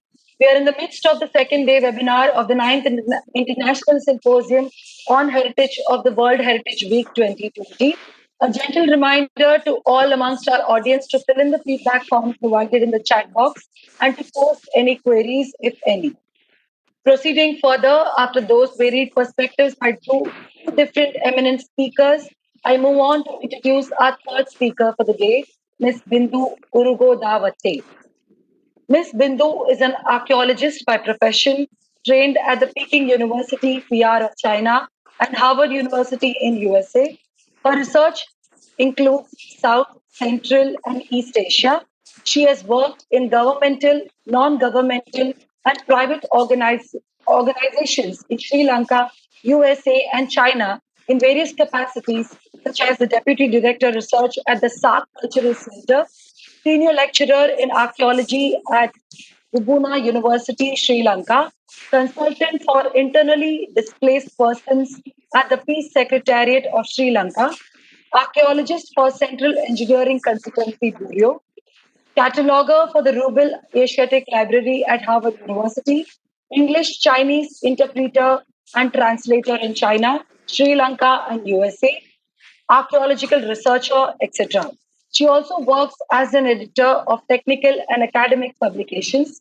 Her research interests include Buddhist archaeology of Sri Lanka and South Asia, Silk Road Buddhist archaeology, Buddhist archaeology of Central Asia and China. Currently, she is carrying out research on paintings of Jataka stories at the Kizil Rock Cut Cave Temple in Xinjiang province of China. She has contributed her research to both national and international publications and presented her research findings at national and international forums in USA, Europe, and Asia. Her recent publications include Buddhist art and architecture and key Buddhist centers of devotion and pilgrimage in Buddhism, Living Religion, Sri Lanka, published by the Ministry of Buddhasasana of Sri Lanka, Buddhism in Central Asia in 2600 Years of Sambhudatya, Global Journey of Awakening, Influence of European Diaspora on Sri Lankan Buddhist Art in the Circulation of Cultures and Culture of Circulation, Diasporic Cultures of South Asia during the 18th to 20th centuries are some of her publications. She is an avid photographer, a nature lover, and an intrepid traveler. With that description, I request your attention and help me welcome our third speaker for the day, Ms. Bindu, who will be sharing her expert opinion on the topic World Heritage of Sri Lanka, Accomplishments and Issues Through 4 Decades. Over to you, Ms. Bindu. Ma'am, please come on board. Thank you very much, Mildred. I'm very happy to be here, and I would like to thank Dr. Kaash for giving me this opportunity to share my knowledge on Sri Lanka with all of you. And all these panels I've been listening so far, it's been really interesting. And I hope that my presentation would also help you to give an understanding of problems and issues in Sri Lankan World Heritage Sites. So let me start. Our first, what are the World Heritage Sites in Sri Lanka? We have, as you know, we have tangible cultural heritage, intangible cultural heritage, and natural heritage. So we have 6 tangible cultural heritage sites. The earliest 3 was the sacred city of Anuradhapura, ancient city of Sigiriya, ancient city of Polonnaru, all inscribed in 1982. Sacred City of Kandy in 1988, Old Town of Gaul and its fortifications in 1988. That is a Dutch period fort in Sri Lanka, Gaul. Then lastly, inscribed tangible cultural heritage is the Rangiri Dambulla Cave Temple in 1991. The intangible cultural heritage we have inscribed is the traditional string puppet drama into 2018. We have 2 natural heritage sites. One is Sinharaja Rainforest Reserve in 1988 and Central Highlands of Sri Lanka in 2010. Okay, as an archaeologist, I'm more familiar with the tangible archaeological heritage, and let me start. When just before we were inscribed, in World Heritage list, we had a problem because the tangible heritage sites all were managed by the archaeology department. And even though there was a ticket office, the Sri Lankan system, the government system was like every year the government allocates the funding for activities for each archaeological site through the archaeology department. So if there is an emergency situation, archaeology department cannot immediately react because they have to wait for the next year to rectify this matter. And as you know, heritage culture comes last in priorities for many governments.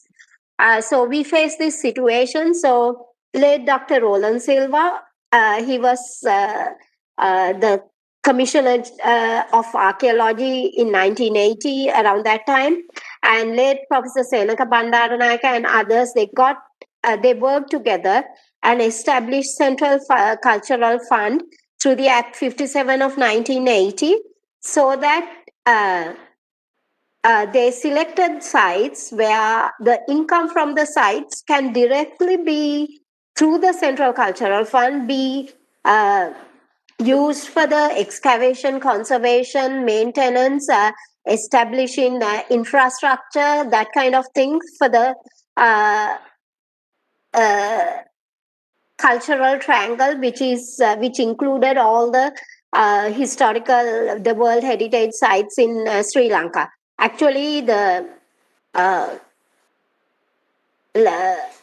scope of cultural triangle has now expanded, and Central Cultural Fund works all over the island now. So the cultural triangle is no longer used, but it started with the cultural triangle, which included Anuradhapura, Polonnaruwa, Sigiriya, and Kandy, and it also included all the ancient cities of Sri Lanka. Okay, let's start with Anuradhapura. This is an aerial view of Anuradhapura, kind of. Let me show you a map. So Anuradhapura up to date doesn't have a clear identified area. We have a rough idea where the old sacred city, which includes what is shown in the map, the Jethavanarama, Lankarama, Abhayagiriya, Thuparama, Ruwanvalisaya, etc., Tomb of King Elara, Mirisavadia, the 8 sacred places in Anuradhapura is included in this. But there is a problem. There are many sites little bit west of these sites. One is Western Monasteries, which has about 15 meditation monasteries. They are not included in the sacred area. So how do we work on this? This is another map of Anuradhapura. So roughly, let me see. This area is the this area is the sacred city, but all these, and as you can see, there are small tanks and man-made tanks. All these are man-made tanks. They are also a part of this sacred city.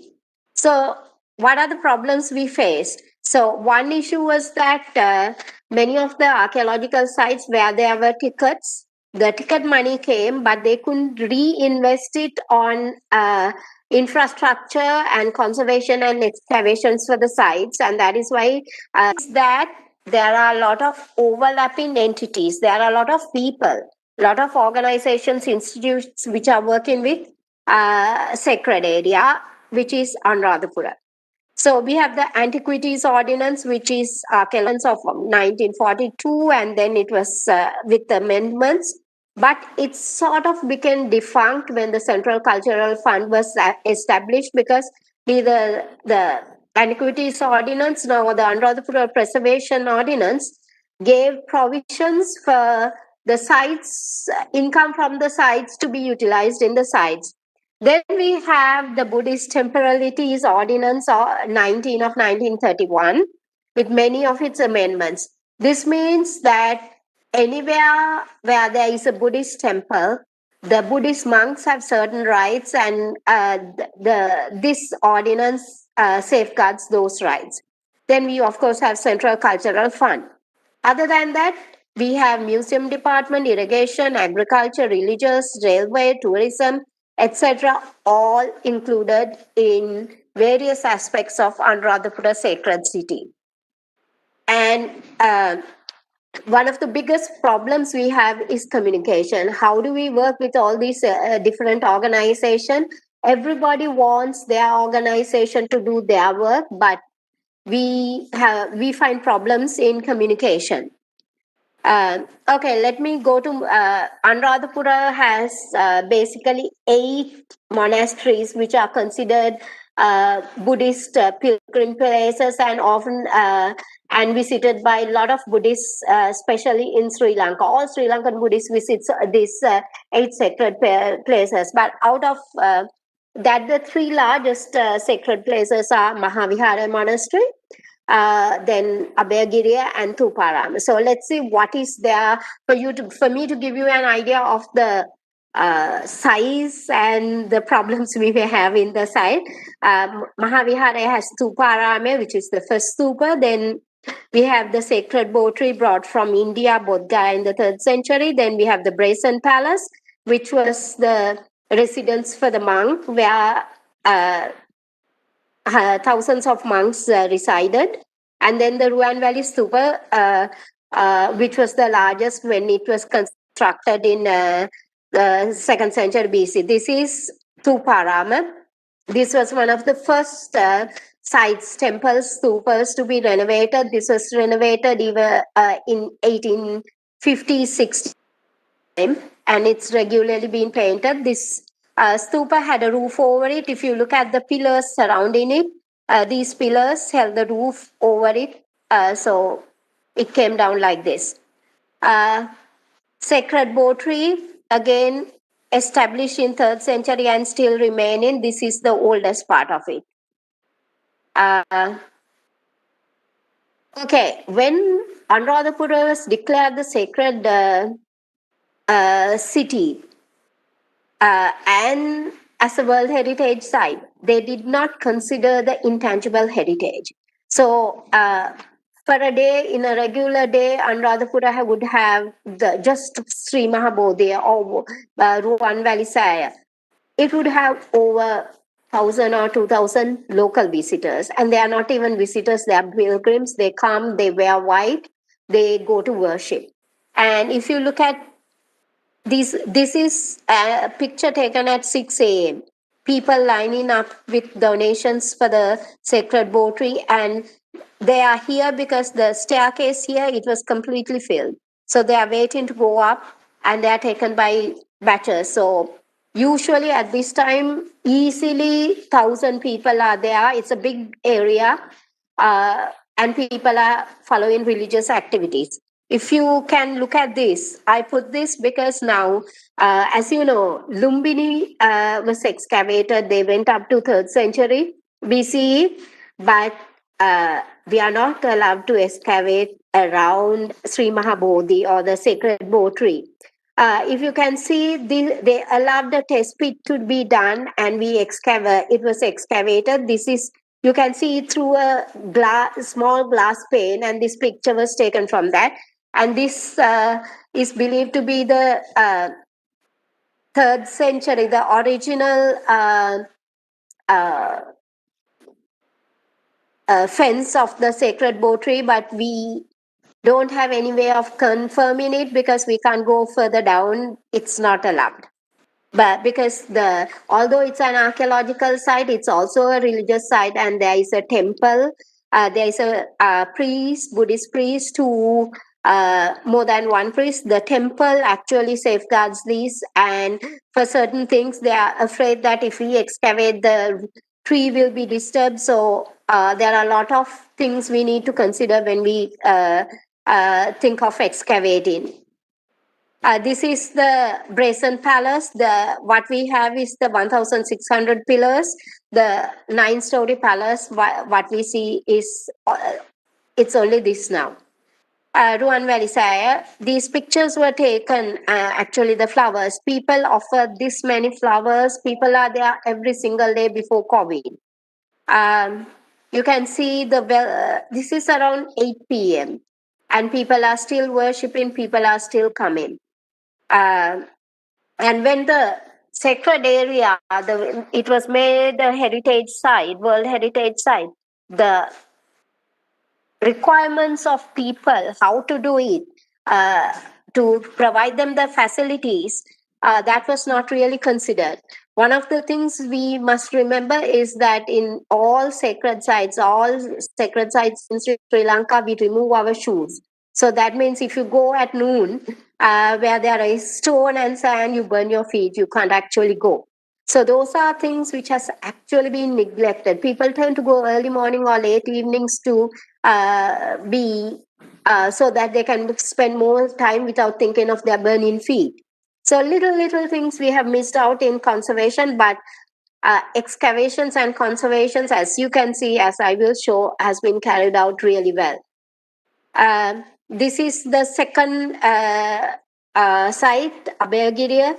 I've shown the three pictures before conservation, during conservation, and after conservation.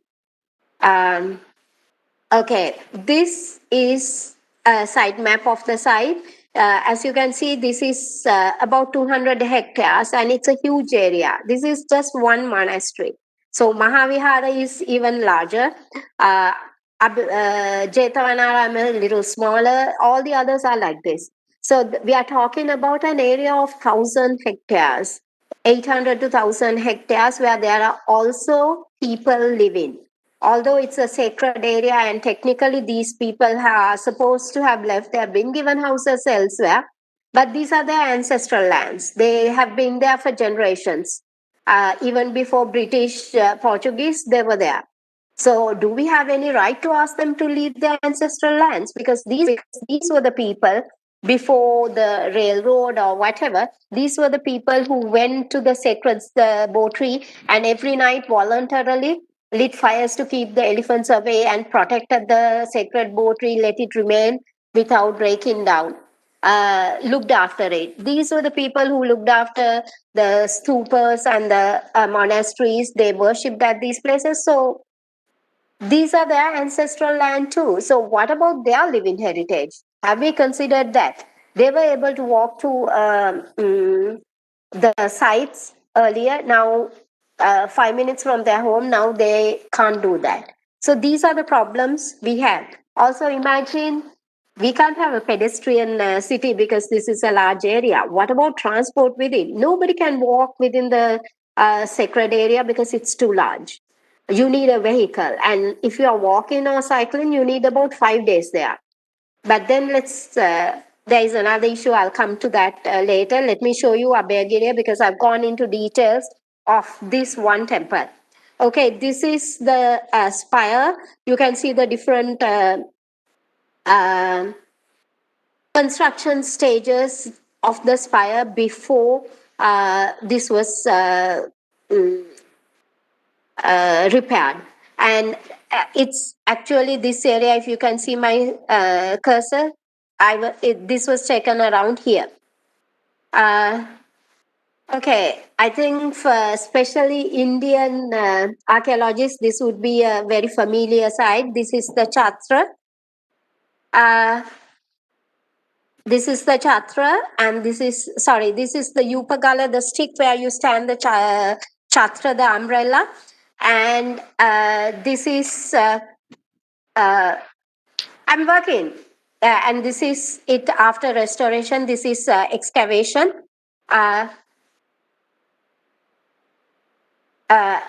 Give me a second.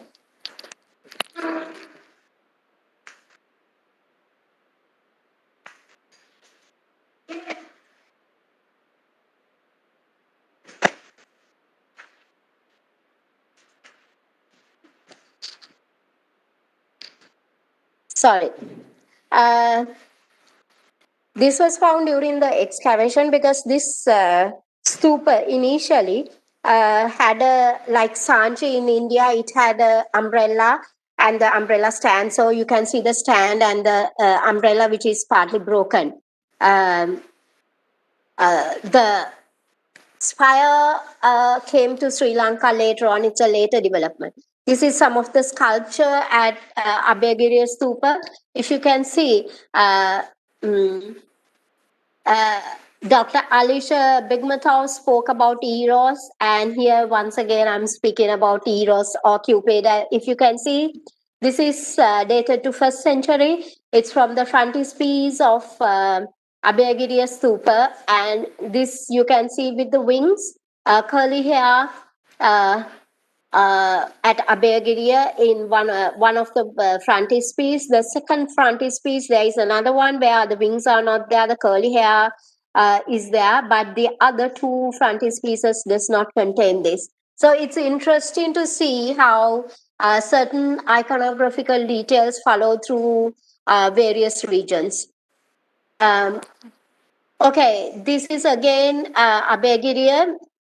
We are still at Abhayagiriya. This is where we come. This is one entrance to the temple. This is the frontispiece, and you can see you walk through all these areas up to here without any feet coverings. Okay, Samadhi Buddha statue. This is actually initially thought to be an image house when this statue was discovered very early during the British period.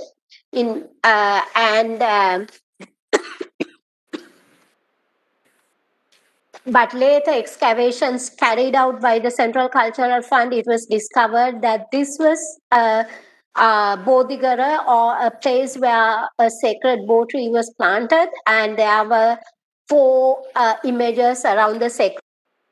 This Samadhi statue, Samadhi Buddha statue, has a special connection to India because the first Prime Minister of India,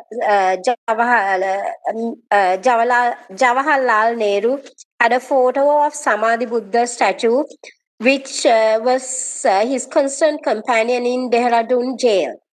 And he has mentioned, the strong, calm features of the Buddha soothed me and gave me strength and helped me to overcome many a period of depression. This was stated by him when he visited Sri Lanka in 1950. So this statue is actually a symbol of Sri Lankan Buddhist art, and this has also been replaced in its original position. This is again, Abhayagiriya has some of the most beautiful sculpture of Anuradhapura. So these are some of the sculpture details I have included. This is a guard stone to the entrance of what was in 1890s identified as the Queen's Pavilion because of its sculpture and the decorative details. But later on identified, now it's been recognized as a meeting hall. The moonstone, a characteristic of Sri Lankan architecture since Anuradhapura. This has the half, it's like a half circular one with swans, then decorative floral wreaths, and then animals following this. This is also traditional, and this is one of the earliest and best preserved and one of the most beautifully carved moonstones in Sri Lanka.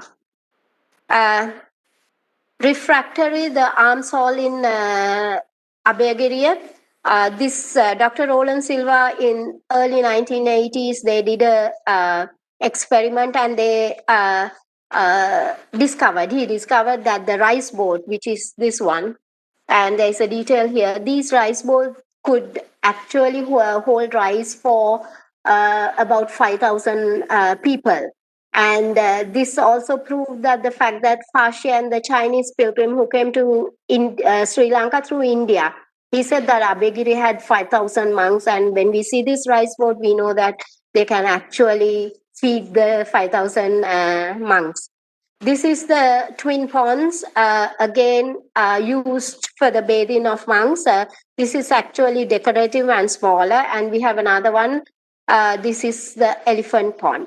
And this is all part of the 2,000 hectares of Abhayagiriya, and a lot of it is still not excavated and conserved. Okay, I come to Jetavane. This is the largest ancient brick edifice in the world. This was constructed between late 3rd century to early 4th century. If you can see, the stupa is doesn't have a really nice dome. It's not really the straight lines. These are actually problems in conservation, which is really corrected when you put white plaster. When you plaster it, you will correct the mistakes.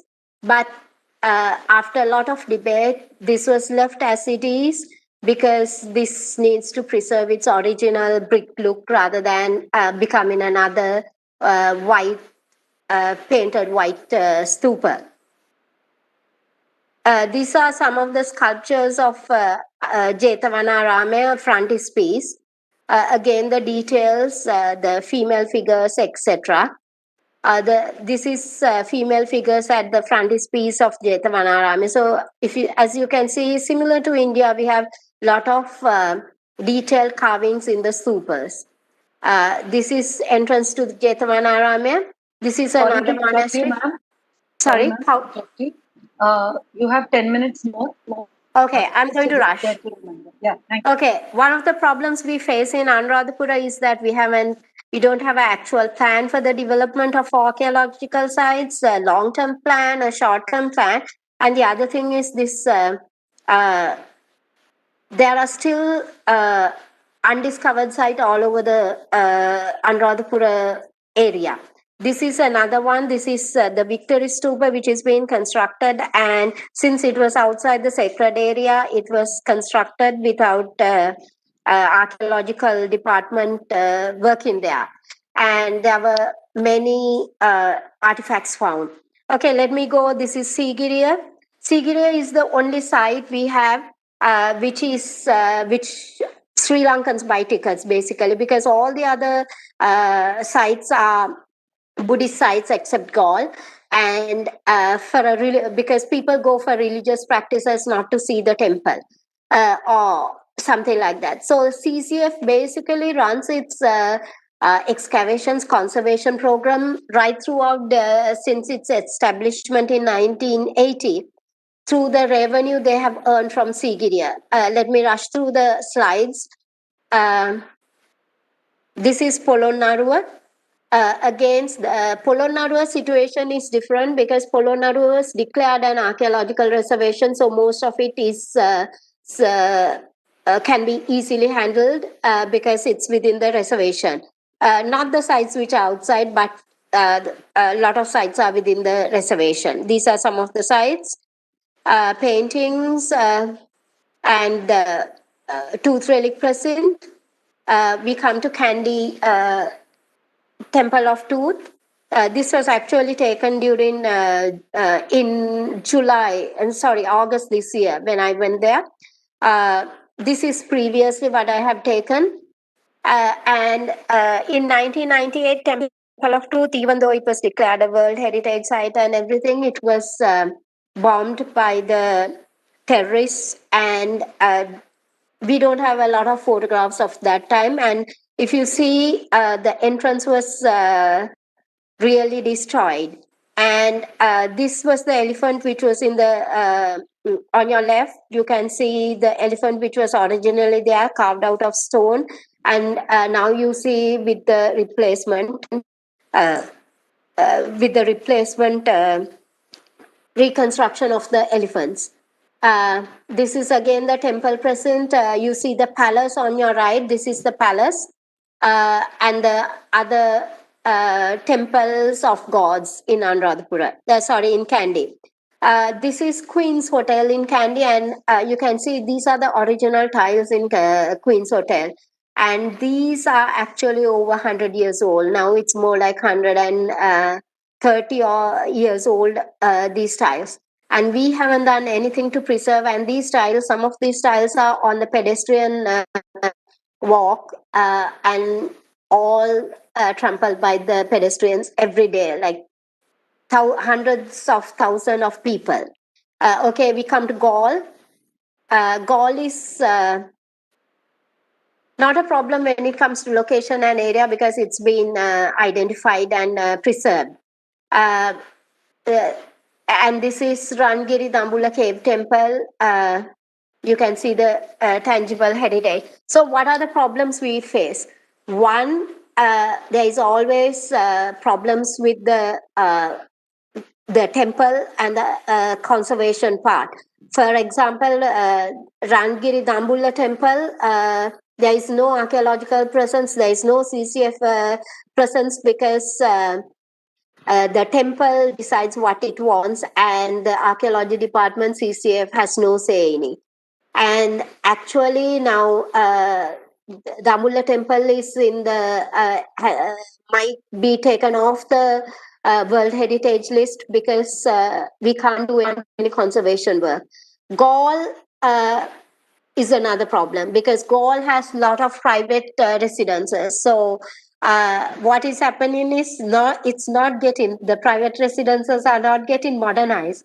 They are actually going to the Dutch period. So when it was inscribed Gaul, it had various, one of the reasons was that it had Portuguese, Dutch, British, and independent Sri Lankan structures. So now all the structures are being replaced by Dutch period facades. So that is another problem we face. Then Anuradhapura, it's a large area, Polonnaru a large area, excavation, conservation costs money. We have museums in all these sites, but again, name boards. For Anuradhapura, Polonnaru and Sigiriya, the Gaul fort, Dambulla, it's impossible, even Kandy, to have in actually for a tour for tourists. What can be done? Because one of the CCF actually runs with the ticket revenue from Sigiriya because Sri Lankans don't pay for any of the World Heritage sites, but they pay for the museums. Let's say Temple of Tooth, but foreign tourists, they pay for a ticket for the temples, which is which creates discontent among tourists. So that is the revenue we have, and we have to manage with it. And this creates problems with us sometimes now with COVID. We don't have revenue. All the temples have a box where, a charity box where people put money. But these boxes and the income from these boxes are maintained by the temples. It doesn't come to archaeology department. It doesn't come to the Central Cultural Fund. It's maintained by the temples. So they can build new buildings. They can do a lot of things which we can't influence or we can't do anything about it. And one of the biggest problems we face is not only lack of funds, but communication with the temples. We have to find a middle path. How do we sustainably develop this, and how do we protect the intangible heritage of the temples? Because the temples are really keen on preserving the intangible heritage rather than the tangible heritage. But we need to find the balance. This is some of the pictures of the intangible heritage of puppeteering drama in Sri Lanka.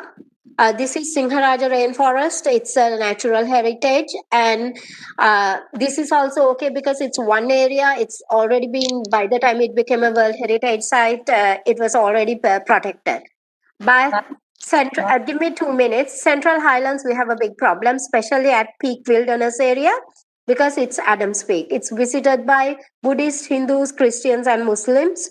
As you can see, the pilgrims, they from December to May, it's filled with people, and the nature is being destroyed. The other Horton Plains, again, no, it's not really promoted for tourism because we don't have infrastructure. Peak Wilderness, very little infrastructure, no toilets, stuff like that. This is again Horton Plains, endemic flowers, Knuckles Mountains. And let me conclude by saying one of the biggest problems is we don't have digital presence in any of the World Heritage sites. We have a little bit of the digital presence at the museum, but not in actual sites because the sites are large and there is so much of information that we haven't shared. The other problem is communication with the intangible heritage and how to preserve the intangible heritage of these sites, including Gaul, and how do we preserve the tangible heritage? Because let's say Anuradhapura, thousands and thousands, millions, during June when they have this introduction of Buddhism to Sri Lanka, about 500,000 people come there. Infrastructure we don't have. So these are the problems we have to say. But what I actually have to say, the CCF has actually done a yeoman job in preserving these, excavating and sharing the knowledge. There are shortcomings because if not for the Central Cultural Fund, supported by the Archaeology Department, these sites would not be what you see today. Most of this excavation, the training, everything was because of the vision of people like late Dr. Roland Silva, Professor Bandaranayaka, and others.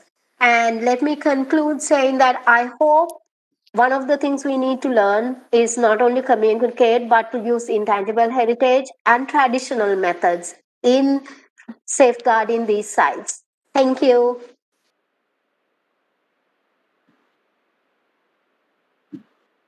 Hello. Hello, ma'am. Yeah. Thank you for the detailed session, ma'am. We'll take up a few questions from the audience. There's one from Megha Patel.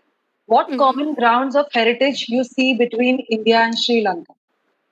Oh, lot of common ground because if you take Kandy, sacred city of Kandy, there are 4 temples of gods. We call them Devala, not Kovil or Hindu temples, because the architectural tradition is different from Indian Hindu Kovil tradition. We also have the Gopuram and that kind of temples. But in Kandy, we get not only in Kandy, in Polonnaru and Radhapura, we get the abode of gods. And if you actually look at these gods, they are Hindu gods. And if you take what I showed initially in Abhayagiriya, the Chatra, initially we all our temples had Chatra, the early ones had the Chatra, the umbrella on top, Right. like what you have in Sanji. So we got that. And many of the early temples, what we have excavated through the CCF, we have found the Chatras and the Yupa, the stone which held the umbrella on top. So that means we followed Indian tradition, but gradually somewhere we changed into the spire and the square abode for the gods. Right. Yeah. Thank you, ma'am. There's one more question from Avkash, sir. Yeah. The cultural and heritage sites of SAARC countries are very similar. Can there Yeah. be some common heritage circuit we weave amongst the SAARC countries to begin with? Actually, one of the things I spoke with Dr. Avakash also when we last met last year was that we are not ready to heritage. Intangible, natural, not so much, but cultural heritage is not ready to face any disasters or pandemics like this or even climate change. So we planned, there was supposed to be a conference on impact of disasters and climate change on heritage, where we were going to discuss these and to come to a common agreement. There are a lot of similarities. Now, Dr. Alisha showed the Eros, I showed the Eros, I showed the Chatra. You didn't actually show something, but they are there. And if you take the palaces there, we have different kinds. Historic houses we have, but they are not in the same scale because of our cultural differences, certain cultural differences. But a lot of what we have got, our we Buddhism, Hinduism, sacred poetry, everything we got from India. So there is a close relationship. And it is not only that, Buddhism, Hinduism, Islam, Christianity, it's common in the SAARC region. So it is something which we need to work together, because something which works for us, it's a living heritage in Buddhism. For Bhutan, it's a living heritage. For Afghanistan, it's an archaeological site. So their approach is different, because it's they don't need to consider rituals and people coming into worship. I mean, candy to maintain the when there is the ritual time is easily, you are sweating inside. There is, it's a very small area and easily 1,000 people there, right? So the damage, daily damage, all these daily damages, so expensive to maintain. They have to be checked and everything. So that is where now I know in India, like if you go to um, let's say Taj Mahal, how difficult it is to maintain, right? So those are the things we need to find our common heritage and find common ways of uh, mm, traditional ways of safeguarding, because I think people would be more accommodating for them, because that is what they have learned to live with, or that is in their memories. We don't realize what we know. I don't realize what I have received in intangible heritage until like I actually think back and see, you can use this, right? So that is what I really want to see for the SAARC region, to see that uh, intangible heritage is used for the safeguarding, for resilience, to build resilience for tangible heritage, because before we got all this technology or whatever, people were safeguarding these sites and tangible heritage. But I'm not saying that we don't need technology, we need it, but we can't actually blindly take intangible heritage of conservation. Let's say I showed you a well in Polonnaruwa. Uh, supposed to retain or prevent hard calcium in water coming into drinking water, but we haven't tested it. We have the traditional knowledge, we know that, but nobody has actually gone to test the traditional knowledge versus scientific knowledge to say, okay, this works. The hydrology system in Sri Lanka, we know it works. It worked for 2000 years, but have we actually tested it with current scientific knowledge to say to the world, okay, this has worked in Sri Lanka, this is our traditional technology, this works, we have maintained it. Okay, let's try it in a desert area or a low water area. So that is what we need, to combine technology and traditional knowledge and get together and share it in the region. Okay. So, Thank you, ma'am. Thank you once again for running us through a detailed evolution of heritage in Sri Lanka and enlightening us with details of various heritage artifacts, sources, and multiple structures and sites in Sri Lanka with the help of detailed visuals in the form of maps, sketches, photographs, paintings, etc. Thank you, ma'am, for accepting our invitation to be a speaker for the World Heritage Week 2020 of this international symposium. I would humbly request you to kindly stop screen sharing and switch off your video as I move on to the next speaker. thank you so much for having me, and Mildred, thank you so much for sharing this session. I enjoyed it. Thank you, ma'am. For all those who have joined us late among our audience, I am Architect Mildred Jose, the moderator for today. We are in the midst of the second day webinar of the 9th International Symposium on Heritage of the World Heritage Week 2020. A gentle reminder to all amongst our audience to fill in the feedback form provided in the chat box and to post any queries, if any. Moving further, we come almost to the end of the program as I introduce our last and final speaker for the day, Mr. Frank Schlissman. Mr. Frank is an Indo German art curator, architect, host, chef, and travel concept developer. He has been living in Gunehar for the last 12 years, where he founded the Four Tables Project, which is dedicated to experimenting with alternative and meaningful models of contemporary living, art, and architecture and hospitality. The Four Tables Project also hosts a number of popular and innovative contemporary art events, residencies, and exhibitions such as Shop, Art, Art Shop, and In the Woods. With that description, I request your attention and help me welcome our final speaker for the day, Mr. Frank, who will be sharing his expert opinion on the topic concepts and strategies for rural spaces, finding a balance between tradition and modernity. Over to you, Mr. Frank. Please come on board. Hi, everybody. Thanks, Kaash Foundation, for this invitation, and Dr. Avkash, whose story on the phone about underground water reservoirs that he um, unearthed really blew my mind. That's the kind of thing that is a work of passion, I think. And passion is something that sometimes runs a little dry. So I would like to start by saying that while I was working on this after Dr. Avkash asked me to join this discussion, I found that I have been getting rather philosophical and general. The more I tried to become analytical and capable of making a formal presentation, my thoughts just drifted to more questions of more general nature. And so I gave up the idea of doing a PowerPoint presentation. And so I'm afraid you will have to watch me on the screen the entire time.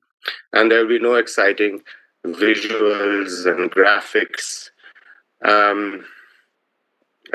Well, so my name is Frank, and I'm the initiator of the Four Tables Project, an art curator, part-time architect, and possibly a couple of more things. I seem to be the odd man out here because though I am in some ways a historian, I do not really work in the field. What I have been involved in for the last 12 years, defining years also of my life, has been thinking about how rural spaces are developing in India and whether the development itself is good or bad, and what could be the things that we could do. Me, for some, I consider myself a villager by now because I've been here for 12 years. What can we do to, well, just think through the concept of what rural development is and how do we see things. But first of all, I'm very happy to be among such illustrious speakers and honestly humbled and in awe by the many great projects that have been just described before now. And coming from a small village, particularly, that is very impressive because here things are of much smaller scale since we are in a village.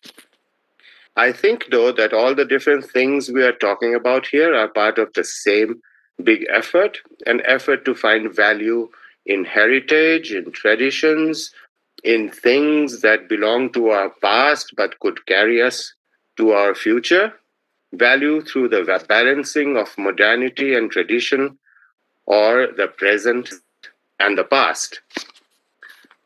Well, I would like to talk about how I see heritage to start with. Heritage to me is not just about preservation of the past. It also is about finding a sensible continuity from the past to the present, and that all because we need to reach a more sustainable future, I guess. Of course, I understand the importance of preservance or preservation of, say, historic sites or buildings, and so on. And as part historian myself, I'm happy that there are people doing the job, and I am unhappy when I see a botched up restoration job or the destruction of heritage, particularly in many of the Indian cities and also in our village, actually.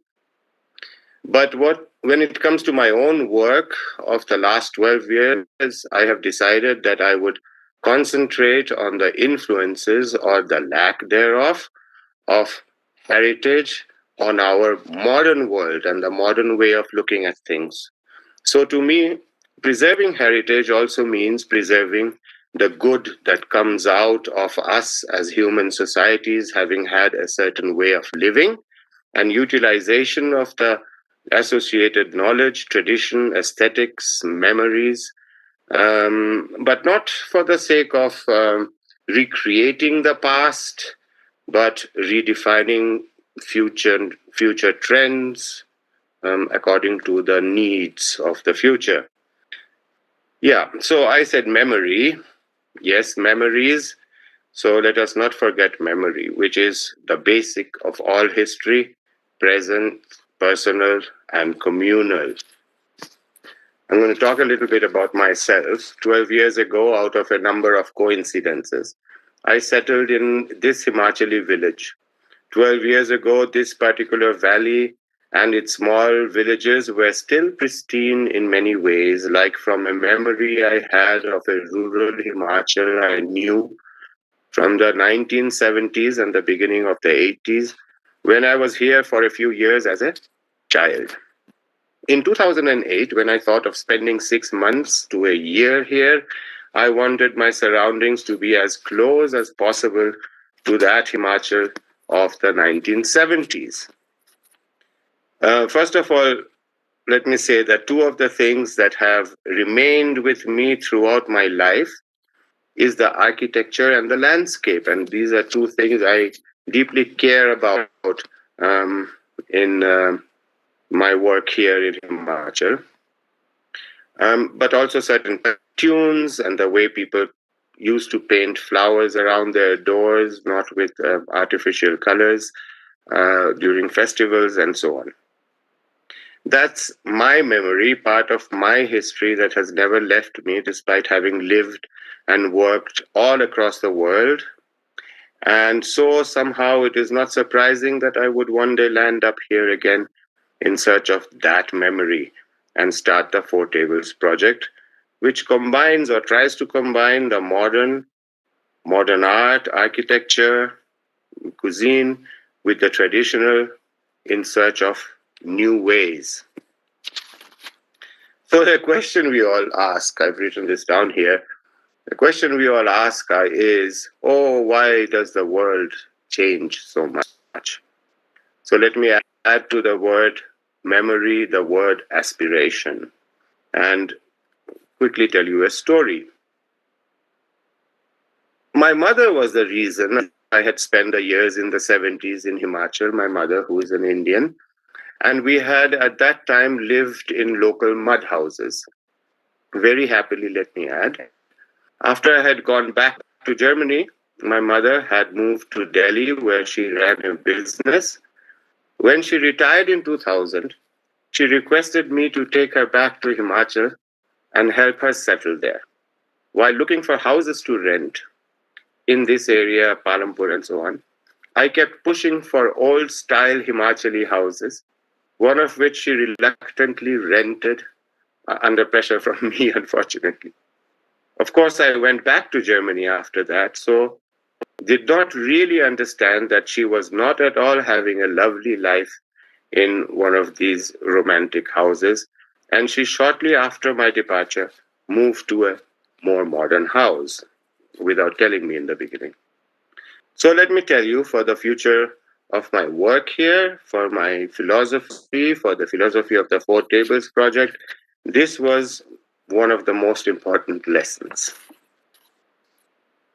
Aspiration comes from two things: necessities of a changing lifestyle and also ideals of what we perceive to be modern. I was watching Mr. Thackeray yesterday, and I was amazed. He had very interesting observations to make during yesterday's inauguration speech, and I agree wholeheartedly with him. Mr. Thackeray talked about the importance of carrying forward heritage into a modern age, not as something ideal, but something real. That is, with on-the-ground implications for the now and the tomorrow. He did not talk about globalization as a curse, which happens too often nowadays, but rather as the way forward towards a common culture. And well, we all agree with him that the only result of globalization cannot be steel and glass facades. The question he posed is, and that's the most important thing, how are we shaping the future? But I have to now drag my mind back to our village because that's what I'm supposed to be doing here. So let me first start with a general observation. When it comes to rural spaces in India, there is a dominant preconception that these are inferior spaces when it comes to developmental factors. This is a misconception. And I find that the first thing that needs to change in the minds of us all, the urbanites, but also the rural folks, is this. Today, given any index, environmental, quality of living, general happiness, whatever you want, rural spaces are definitely in India the much better spaces. This misconception has fatal implications for rural spaces, though. And this is something we really need to take under consideration if we are going to do planning and get involved in this field. Both from the planning side, as I wrote here, which is much too often fixated on urban metrics and often funded through urban initiatives, as well as for the psychological well-being of the rural person who has a constant feeling of inferiority. Everything good and exciting and modern supposedly happens in the cities, while it seems villages are to remain traditional, preserve their traditional way of life and culture, etc., etc.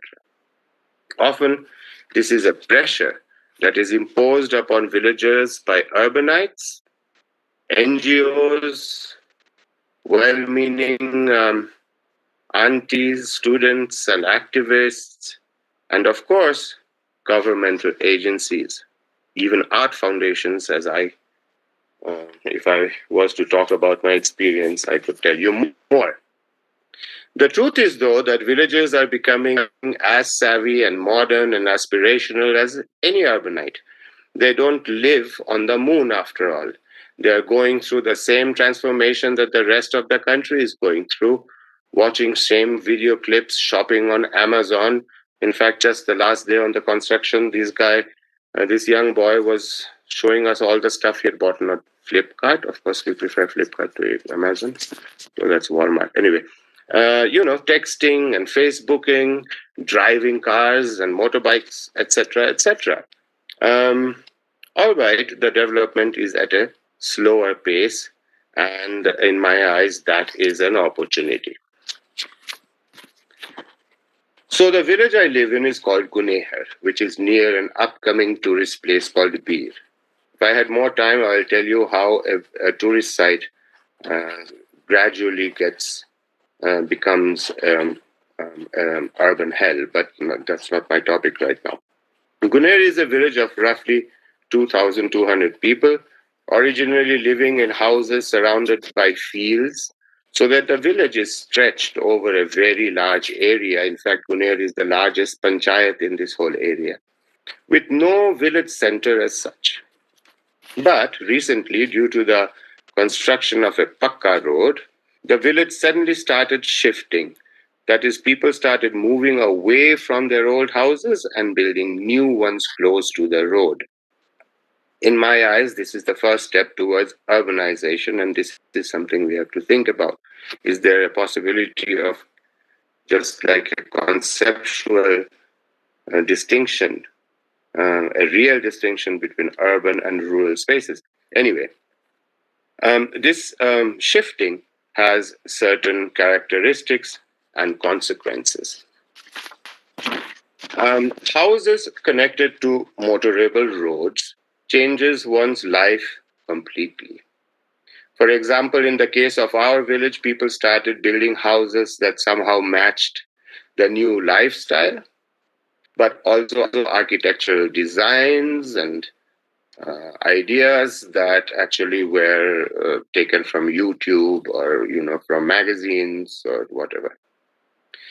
Large concrete houses with shop spaces on the roadside, built with materials that could be trucked to the doorstep, as opposed to having to collect one's building materials from the land, the river, and the woods. And needless to say, communal building, whereby the villagers helped each other to build their houses or restore their houses, was obsolete, since now one needed masons, welders, tile layers, plumbers, paid labor. Style too was given up, with the old architecture being replaced by functional square apartment type buildings. So what we see here is that village lifestyle has shifted without any concept or coherent thought, pretty much as if it is an automatic, inevitable process. And I think this is where somehow a bit of thought and planning, especially from the side of the government, would be needed if these spaces should remain intact in some ways. So, like, we get a lot of semi-urban organization structures. For instance, nobody feels responsible for anything anymore because somehow there is a governmental structure that is supposed to take care of your garbage and so on and so forth, traffic, garbage, and heritage shift, lifestyle shift, and such things are predominant now. So as Mr. Thackeray asked, how are we shaping our future? Because one cannot shape a future without a coherent thought process, strategies and concepts. I don't know. I'm going to try to explain to you two examples from the work of the Four Tables project. And illustrate. Sorry to interrupt you, sir. Yeah. Sir, we have 10 more minutes. Just a reminder. Yeah, thank you, sir. Sure. Okay. So one of the things we have been doing since 2013 is what we call the art project, the so-called Shop Art Shop project. When we started, all the shop spaces were empty. And so we took up those shop spaces and invited 13 international and national artists to come here and occupy those spaces, turn them into art ateliers, and and work in that space together with the villagers. And so what that did was expose the villagers to a totally new way of thinking, art being something that is conceptual and giving you an idea of a totally different idea of what is modern as opposed to, say, YouTube videos of Bhangra or something like that. And so the result was that we had festivals. We have had a couple of these events, festivals where artists, cosmopolitan artists, that is, villages, together created a huge event that now is pretty famous. In these events, we look for ways of merging the traditional with the modern. So, for example, in one example where we had the huge village market square, which is a consortium, definitely at least a layer of paint. We invited the Kangra miniature painters, who Kangra School, maybe some people know, is one of the really beautiful historic miniature painting schools. We invited them to work on these spaces together with a graffiti artist. And so this is the way we saved not only the face of the market square, if you so will, but also gave the Kangra painters an opportunity to earn some money, but also bring their art to a modern level. Maybe another project that is interesting is when a filmmaker came and made a lot of short films about the everyday lifestyle of the villagers, and he turned a huge building into a so-called multiplex with big posters and lights and all that, and all the villagers and visitors queued up in front of the building to see those films. And so our village had its first multiplex of a different kind. The other work, now I don't have so much time left, so I'm just going to make this short. The other work that we do, or that we have been doing, is restoration work. People who have been leaving their houses and coming to the street, so to say, to build their new cement houses, have found that there are a huge amount of problems that they have with these new buildings. The bad quality of material, and the um, uh, sicknesses that they get because these houses are not insulated properly. In rainy season, they get skin problems. In winter, they get cold. In summer, they are overheated, so to say. So we restored an old building, which is now the only restored old merchant's house in the building, and turned it into a guest house, because yes, that is a model to get guests in, to pay for the restoration. And that has started a whole trend, so-called mud house trend, as they say, in this whole valley, with a lot of people actually just putting muddy colors on their houses and pretending that these are mud houses. But it does show a little shift in the mentality of people. And we work now in architecture, with vernacular architecture, where we are teaching children, the villagers themselves, young kids mainly, who are just coming out of the high schools, to how to make bricks, and like unburned bricks, and how to work with stone and these things. And with the old people who have helped me before in diverse projects, we are teaching them how to make new houses, some private houses. Some people have given us contracts to make houses for them. And we are trying to think of how we can shift the idea that modernity necessarily has to have tiles. These houses have to definitely be pakka houses, cement and all that. And we are trying to just prove through the work of in our architecture part of the project that is not necessary, that modernization does not mean abandoning traditional techniques. In fact, that there was a lot of wisdom in these traditional knowledge, and that can be preserved. So to make it short, since my time is running out, I think that first of all, when we talk about preservation, when we talk about heritage, we should understand that the world has changed, that we cannot bring people back to the past, and that is also not something that we should welcome. That there is a lot of knowledge in the things as they used to be done, and that there was a reason why over generations and thousands of years people have learned to do certain things in certain ways, and that these things must also be studied and utilized.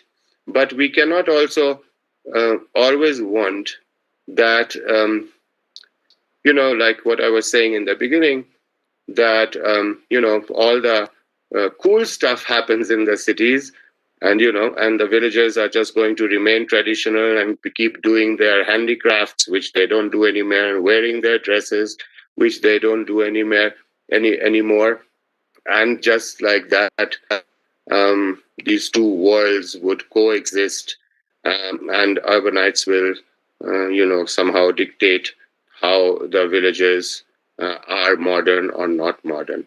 India, when it is developing, and I've been here for 12 years, and not only that, I'm half Indian, so I have a emotional engagement.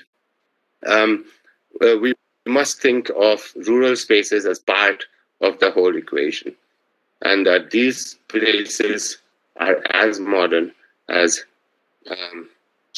the rest of India. All the mistakes that the rest of India makes, the villages make too, and all the good things that the rest of India has, the villages are entitled to those too. And I think with that I can wrap up my presentation. or my speech rather. Is that now Yeah. too early? Thank you, sir. Thank you, sir, for engaging the audience with your interesting details on the rural area of Gunehar. I'll just take up two questions. My first question to you is what is your take on maintaining a balance between tradition and modernity? So that's what so when I was preparing for this speech after talking to you and so on, is that when I come from an European country, I come from Germany, and we do not have that kind of a mental distinction between rural and urban Germans. In India, it seems to me that very much because of the enormous powers that urbanites have, that there is this huge distinction which actually does not exist on the field. So I have a lot of people who come here and visit us, whether it's the art gallery, whether it is in a 4 rooms hotel or and they are always at awe that we do not feel, and the villagers, not me, but the villagers do not feel in any way like they have to maintain a certain kind of traditional behavior to be adequate for the urbanites. So tradition and tradition, what is tradition? Like whatever happened yesterday is tradition today. So history changes, history moves on, and so we can find, for instance, in the example of the building, we can find that actually if you build in a certain way with local materials, that it is better to build a modern building.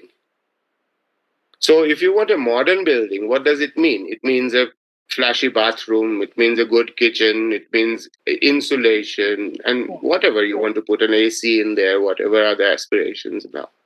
So all these things are better done with traditional materials. So this is something that we need to get through to the people, and I don't mean city people necessarily, but also. But what we need to do is we need to get this through to the villagers themselves, because they are being told by urbanites. Urbanites meaning also maybe their sons or daughters who work in the cities and say like, your house should look like the house in Greater Kailash. Right. So you have to think this, and you have to make it attractive for them. You have to say like, why is that? For instance, the 4 rooms is a boutique hotel. It has bathtubs in it, and it's like a very flashy, really nice boutique hotel. And so that makes the villagers themselves like look up and say, why am I ever abandoning my old house? Is there a possibility of restoring it and making it modern? So the tradition and the modern comes together there. And I think the government can do some things, but for that, the government has to have the idea first. And they can say, for instance, when they give loans for houses and so on, that if you restore your old house, for instance, then you will get a loan and we will help you with the restoration of that house. Instead of giving a couple of lakhs to say that here you can buy bricks and cement and somehow put that together in a new house style. So there are things where tradition and modern can come together. And, I've been working on this for a while. And I think that a lot more people can come together and think about these things, for which we first of all have to, abandon the idea that rural spaces are not to be modern. We are not to make rural spaces modern. Rural spaces have to remain traditional.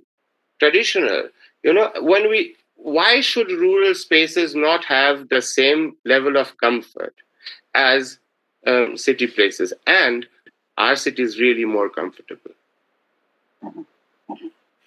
Very well put across, sir. Sir, thank you once again for your insights on the rural setup of Gunehar, Himachal Pradesh, by reminding us that heritage is not just a connection of the past, but rather sensitizing and connecting aspirations of the past to the present.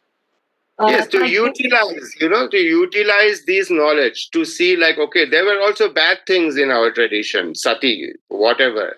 So utilize the good and transfer it to the to the present and the future, because there are so many things in traditional way of having people done things that are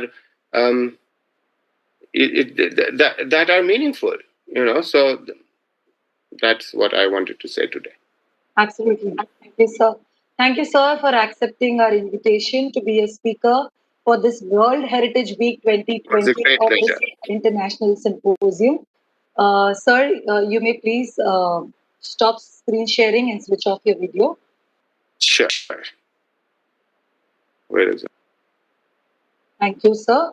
Here, I, Architect Mildred Jose, conclude the second day of the International Symposium on Heritage of the World Heritage Week 2020 as a part of the organizing team of the Kaash Foundation. I'm very thankful and express my utmost gratitude to all the speakers for their valuable and varied insights, and most importantly, for their valuable time for engaging all of us in today's session. Last but not the least, thank you so much to all the participants of the webinar and all our well-wishers for making this day a success. A gentle reminder to all our participants to kindly fill in your valuable feedbacks in the feedback form provided in the description provided on the YouTube link page. Thank you and namaste. Over to you, Janice.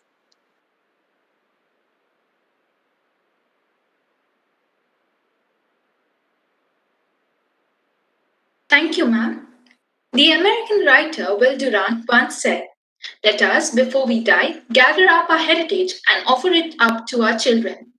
And what better way to do this than to organize an international conference on heritage? This symposium was indeed an informative session for our viewers, especially the youth. We at Kaash Foundation are grateful to our eminent speakers for this evening, Dr. Esther Smith, Architect Franz Pittman, Ms. Bindu Uruguvatte, and Mr. Alisha Begmatov. We are also extremely thankful to all our attendees, viewers, and well-wishers. It is our earnest appeal to all our viewers to kindly fill in the feedback form given in the description, as your valuable suggestions would definitely help us. I would like to mention the event lined up for tomorrow, that is 21st November 2020. Day 3 of the Heritage Week celebrations is named as Virasat, an evening to celebrate our intangible cultural heritage. This event will be streamed live on our YouTube channel from 4 p.m. to 6 p.m. tomorrow. The keynote speaker for this event will be Dr. Jayashree Rajagopalan, Director of Nritya Yodaya, the Academy of Performing Arts, Mumbai. She will be speaking on the topic, Our Heritage, Our Identity. Our moderators for the event will be Ms. Ashwarya Harish, Dr. Manjari Thakur, and Dr. Dharanam Madar. This event will also witness performances by various artists such as Milind More, folk artist Ekta Kala Academy, Riddhi Doshi, Dance and Textile Project, Pranav Haridas, singing, Ashwini Temghare, presenting Bho Sambho, Shreyas Kambale, bass guitar, Yogesh Lorikar playing the percussion, Saurav Shikhare also playing the percussions, Omkar Patel, Natya Sangeet Infusion, Pritika Krishna Kumar, Bharatanatyam, and Akshay Arye, Bharatnatyam. In addition to these, we will also have performers from Manas Cultural Institute. Manisha, Sharmili, Sonia, Stuti, Omkar Chitnis, Mansi, and Ashro will be some of the performers. It will indeed be an evening filled with a variety of India's tangible cultural heritage. So do subscribe to our YouTube channel, Kaash Foundation Mumbai, to get exclusive notifications and also to experience and celebrate the World Heritage Week 2020 along with us. For more information about the Heritage Week celebrations, kindly visit the Kaash Foundation website www.kashfoundation.org and also the CAPD website www.kashcapd.com. Till then, take care and stay safe. This is Ms. Janice Lobo, team member of Kaash Foundation, signing off from the second day of the World Heritage Week celebrations. hosted by Kaash Foundation and collaborators. Thank you.